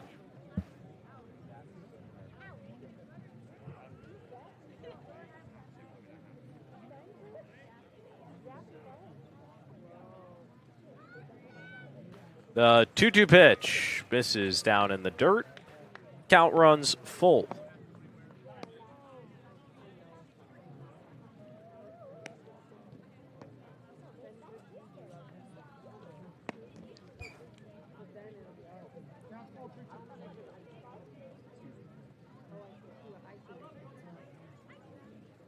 Payoff on the way.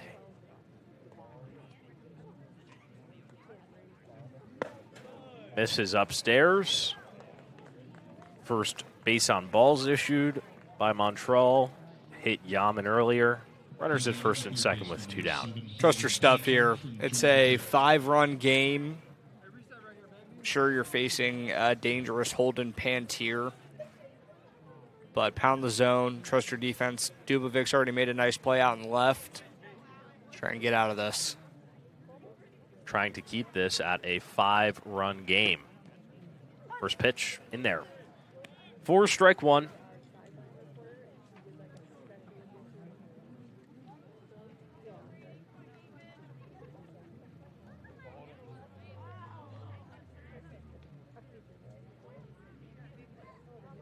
The 0-1 pitch.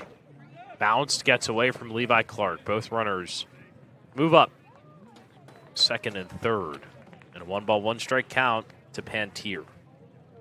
And Montreal just really struggling with command. Has shown some pretty good swing and miss stuff. It's been, when he misses, he's been missing bad.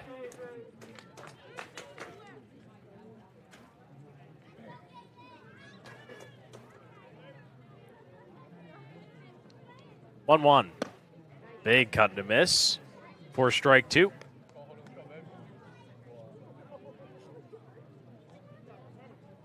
Montreal was just a pitch away from getting out of this inning against Baker in a full count. It looks to work out of it here. 1-2 to Pantier. Chased at for strike 3. That's another game and strikeout brought to you by the 2 runners left on for Brewster, both in scoring position here in the top half of the 9th. 5-0 the score line. That's what Wareham's going to have to come back from in the bottom half here on Cape League TV. Cranberry Federal Credit Union stands apart by combining the heart of a community-driven credit union with the spirit of an educator. We don't just offer banking. We teach, guide, and support every step of the way, ensuring our members gain the confidence and financial stability to thrive. With deep local roots and a commitment to lifelong learning, we're more than a financial institution. We're a partner in your success. Finding a good personal injury attorney is very difficult. If you or your family member have been involved in an accident, hurt at work, suffered a slip and fall, or have been injured due to the negligence of someone else, contact the lawyers at Reddy Kiernan and McNally LLP today. They are experienced trial attorneys who practice in all the courts in the Commonwealth. The firm has been recognized by Best Lawyers in America for outstanding legal representation. Contact Reddy Kiernan and McNally LLP today. The firm is located at 267 Main Street in Wareham.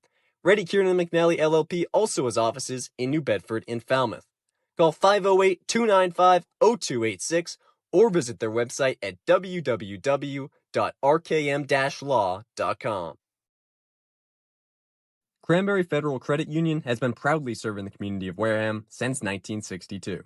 Please check out our rates for your borrowing needs. For the parents of children, explore a Cranberry Kids Club account and its 5% annual percentage rate for the first $500 deposited. Cranberry Federal Credit Union. We are harvesting financial success. Bottom of the 9 here in Wareham. We take a look at our playoff probability calculator made by yours truly, Adam Hipsky. Today, about 35%. If Wareham wins and Cotuit loses, that goes to 52%. That out of the question, really, as of right now, unless Wareham comes back. The bottom one, also not really a factor. Seems like the percentages are going to stay the same as of right now, with Cotuit trailing Bourne 6-4, bottom of the 4th. You would imagine they would trim a little bit for the Gatemen because you gain no ground, you lose no ground, but you lose a game here with 10 to go. And so certainly if you're still trying to play catch-up, if you're consistently trying to play catch-up and then you run out of games, well, then you're in a tough spot. So, Wareham certainly in position to lose this one. Cotuit can still make a comeback, though, only down by 2, and they've still got over half a game to play at Doran Park. Santos Olsen out there for his second inning of work. Got just 1 out in that 8th, looking for the 4 outs to close out this game. Not a save situation going against Cohen Cly, who is 0 for 3 in this game as we see a stoppage. The third baseman, Holden Pantier, goes to the dugout for a new glove. Rarely see that. Just 1 pitch in, too. Just must have been something wrong. Maybe he grabbed the wrong glove. You really never know. That's late. Play a long game. I'll give him the benefit of the doubt. Just forgot it. 1-0 pitch. Misses inside. 4-2. Santos Olsen, one of the main closers for the Whitecaps, one of 3 pitchers on Brewster with multiple saves. 2-0 finds the zone. Brewster overall as a team has 10 saves at most in the Cape.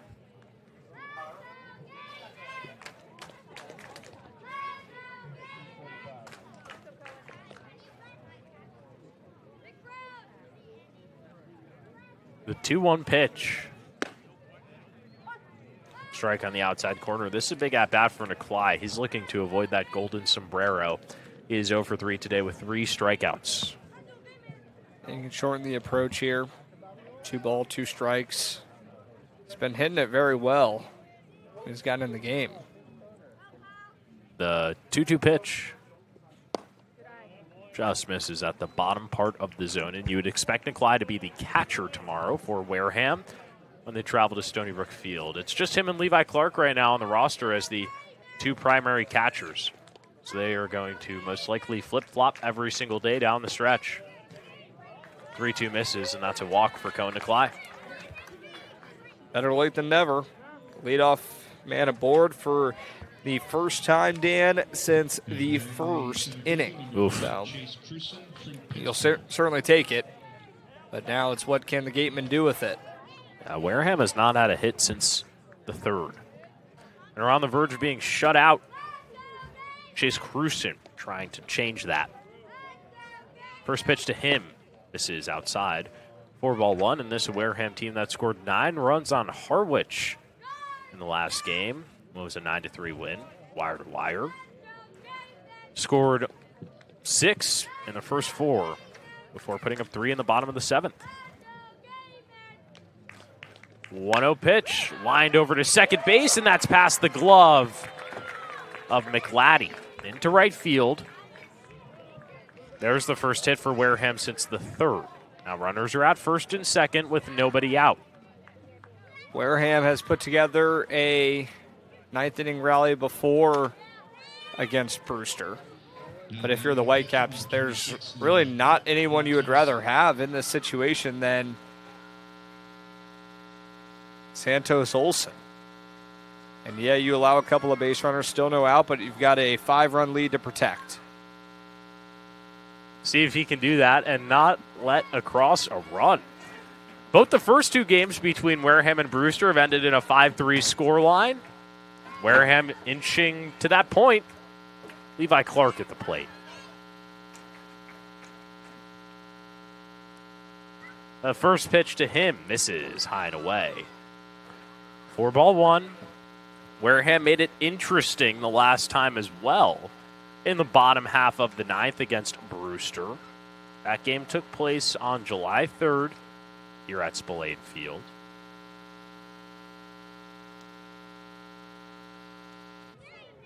(1-0). Middle of the zone, called a strike. In that game, Wareham trailed things 5-1 entering the bottom half of the 9th. Tacked on 2, made it 5-3. Had a chance with the bases loaded to tie up the game, but came up short. 1-1. Runs inside on Clark.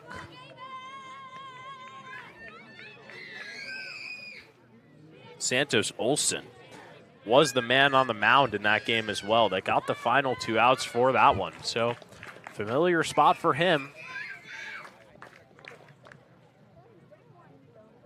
The 2-1 pitch, cut on and miss from Levi Clark. 2 balls and 2 strikes. Clark swinging out of his shoes right there. 0 for 3 on the day. Looking to break that. Get the first run across here for Wareham. First 2 runners have reached.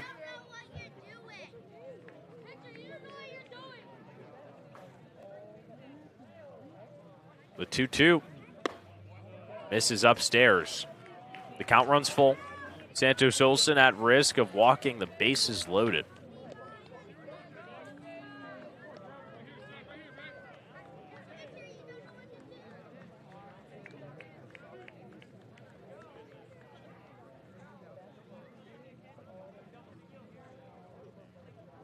Here is the payoff. Cut and a miss for strike 3. Clark down on strikes. There's one down. Hey, that was a big out for Santos Olsen, especially with the left-handed Dylan Passo coming up. It's that inherent advantage for Santos Olsen. Definitely didn't want to walk the bases loaded against a couple of righties and a lefty. First pitch to Passo, down in the dirt. 4-1. Passo 0 for 3 in this game. Was 1 for 3 against Harwich in his debut. Scored 2 runs in that one with a walk as well. Looking to spark something here. 1-0 offering. Runs inside, nearly hits him. 2 balls, no strikes. Same count that it was to Levi Clark. Santos Olsen just really needing to settle in. Pitching too much to perfection right now, it really feels like, for Brewster.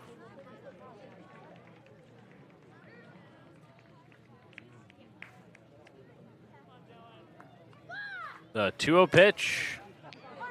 Top part of the zone for strike 1. Santos Olsen, the last time he pitched, it was a different situation for him. Through 61, it's nearly double any other amount in an outing this summer. Right now, maybe a little bit of that fatigue getting to him. 2-1, rolled over to the right side, past a diving McLaddy. Coming around third is Nikolai. There will be no throw from right field as it got away from Strayer. It's an RBI single for Dylan Passo. Wareham on the board. It's 5-1. First RBI of the summer for Dylan Passo. Couldn't have come at a better time. Wareham trying to put together a little bit of a comeback. And now Foster Apple trying to keep it going for the Gatemen. 8 innings of scoreless offense, and now finally starting to break through in the ninth. Apple in the box from the right-handed side. Santos Olsen allowing the first run for Wareham in this game. First pitch. Cut on and miss from Foster Apple.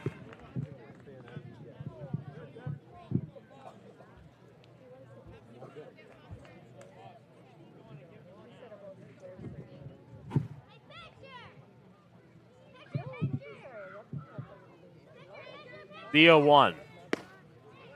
Middle for strike 2. Apple's seen a couple now. Chance to make that approach a little bit more compact. Foul off a couple of pitches. Stay alive. Get one that you like.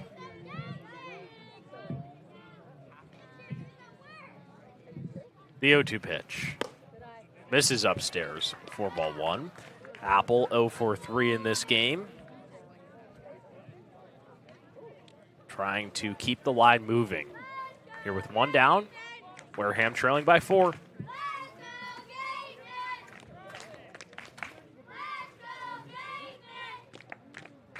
One-two pitch. High and away. 4-2. Santos Olsen with the waste pitch there. And you thought that in a no-ball, 2-strike count, he would stay away from the zone. Maybe a couple of close misses where Apple would have to fight him off. Well, right now, you're now even in the count. Don't have to be in that mode. See what he goes to here in the 2-2. Gets Apple to swing and miss. The ball got past Jenkins for a second. Both runners hold. But that was a weak swing right there from Foster Apple. Yeah, he just got caught up in the moment. 2-2. You had seen a couple of pitches that were way off target, and that time comes in. I think Foster Apple wanted to swing the entire way. Left-hander going across the body and then coming in on Apple. That was not pretty. So Wareham down to its final out. Dylan Dubovic trying to keep it going. Cruising at second. And Passo over at first. The first pitch misses upstairs. 4-1. Dubovic 1 for 3 in this game. He has 1 of 5 hits for the Gatemen.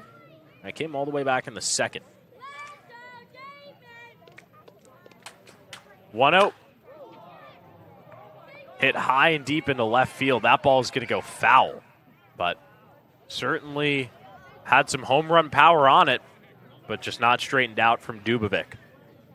Down to your final out, but wouldn't that have made things a little bit more uncomfortable if you're Brewster? Gatemen with the chance. Dubovic has seen a couple of pitches. Now a chance to try and time it up a little bit better. 1 ball, 1 strike. Santos fires. He misses outside. This is a long outing for him. He's up to 32 pitches now.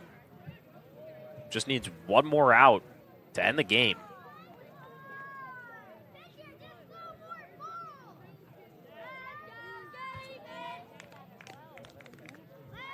Santos Olsen ready. Fires. Strike. Dubovic not happy about it. Shaking his head. Steps out of the box. Dissatisfied with the call. And Wareham down to its final strike. Santos Olsen looking to close the door ahead of tomorrow's game at Stony Brook Field. The 2-2.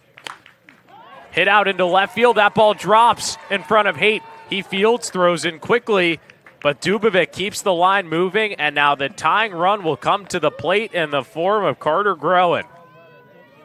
Good piece of hitting from Dylan Dubovic. And he waited on it, kind of dug it out. A good late stop sign. Bases are loaded. You're still in a 4-run game for Brewster, but Carter Groen with the chance to make his mark in a Gateman uniform. Groen struck out when he came into the game last inning. First pitch popped up into center field. Torres gets under it, and the ball game is over. Wareham brings the tying run to the plate here in the bottom half of the 9th, but a similar story as it has been all year against these Whitecaps. Too little, too late, and the Gatemen fall 5-1. Hey, you put your tying run to the plate in a tough spot there. Carter Groen tried to attack early on and just didn't quite get the barrel that he wanted. But Wareham showing fight and something positive you can take into a game tomorrow.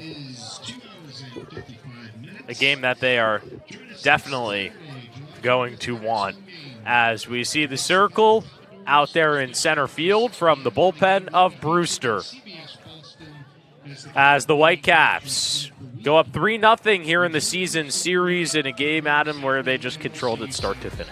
Yeah, they did, and you didn't get your best stuff out of Sahil Patel. It wasn't bad, but listen, if you're only going to score 1 run, you're not going to win a ton of games. And once Patel let up that early run, Brewster could kind of go into cruise control and timely hits, batting guys around. It was never 1 inning that was truly the difference. 1 in the 2nd, 2 in the 4th, 2 in the 8th. But it was a combination effort. And when you've got a guy like Noah Thigpen that goes 3 2/3 and doesn't allow a base runner outside of just 1 walk, you're going to win a lot of games. Certainly so. The final lines today: Brewster 5 runs on 6 hits, no errors. Wareham 1 run on 6 hits, no errors. These two teams will be right back at it tomorrow at Stony Brook Field. We'll have all coverage for you on the Gatemen YouTube channel and Cape League TV. But for now, that's going to do it for our entire broadcast. Big thanks to our production team making everything look good as always, and the third member of our crew, CeCe Gabriel. But for now, that's Adam Hipsky. I'm Dan Shalam. We will talk to you tomorrow in Brewster.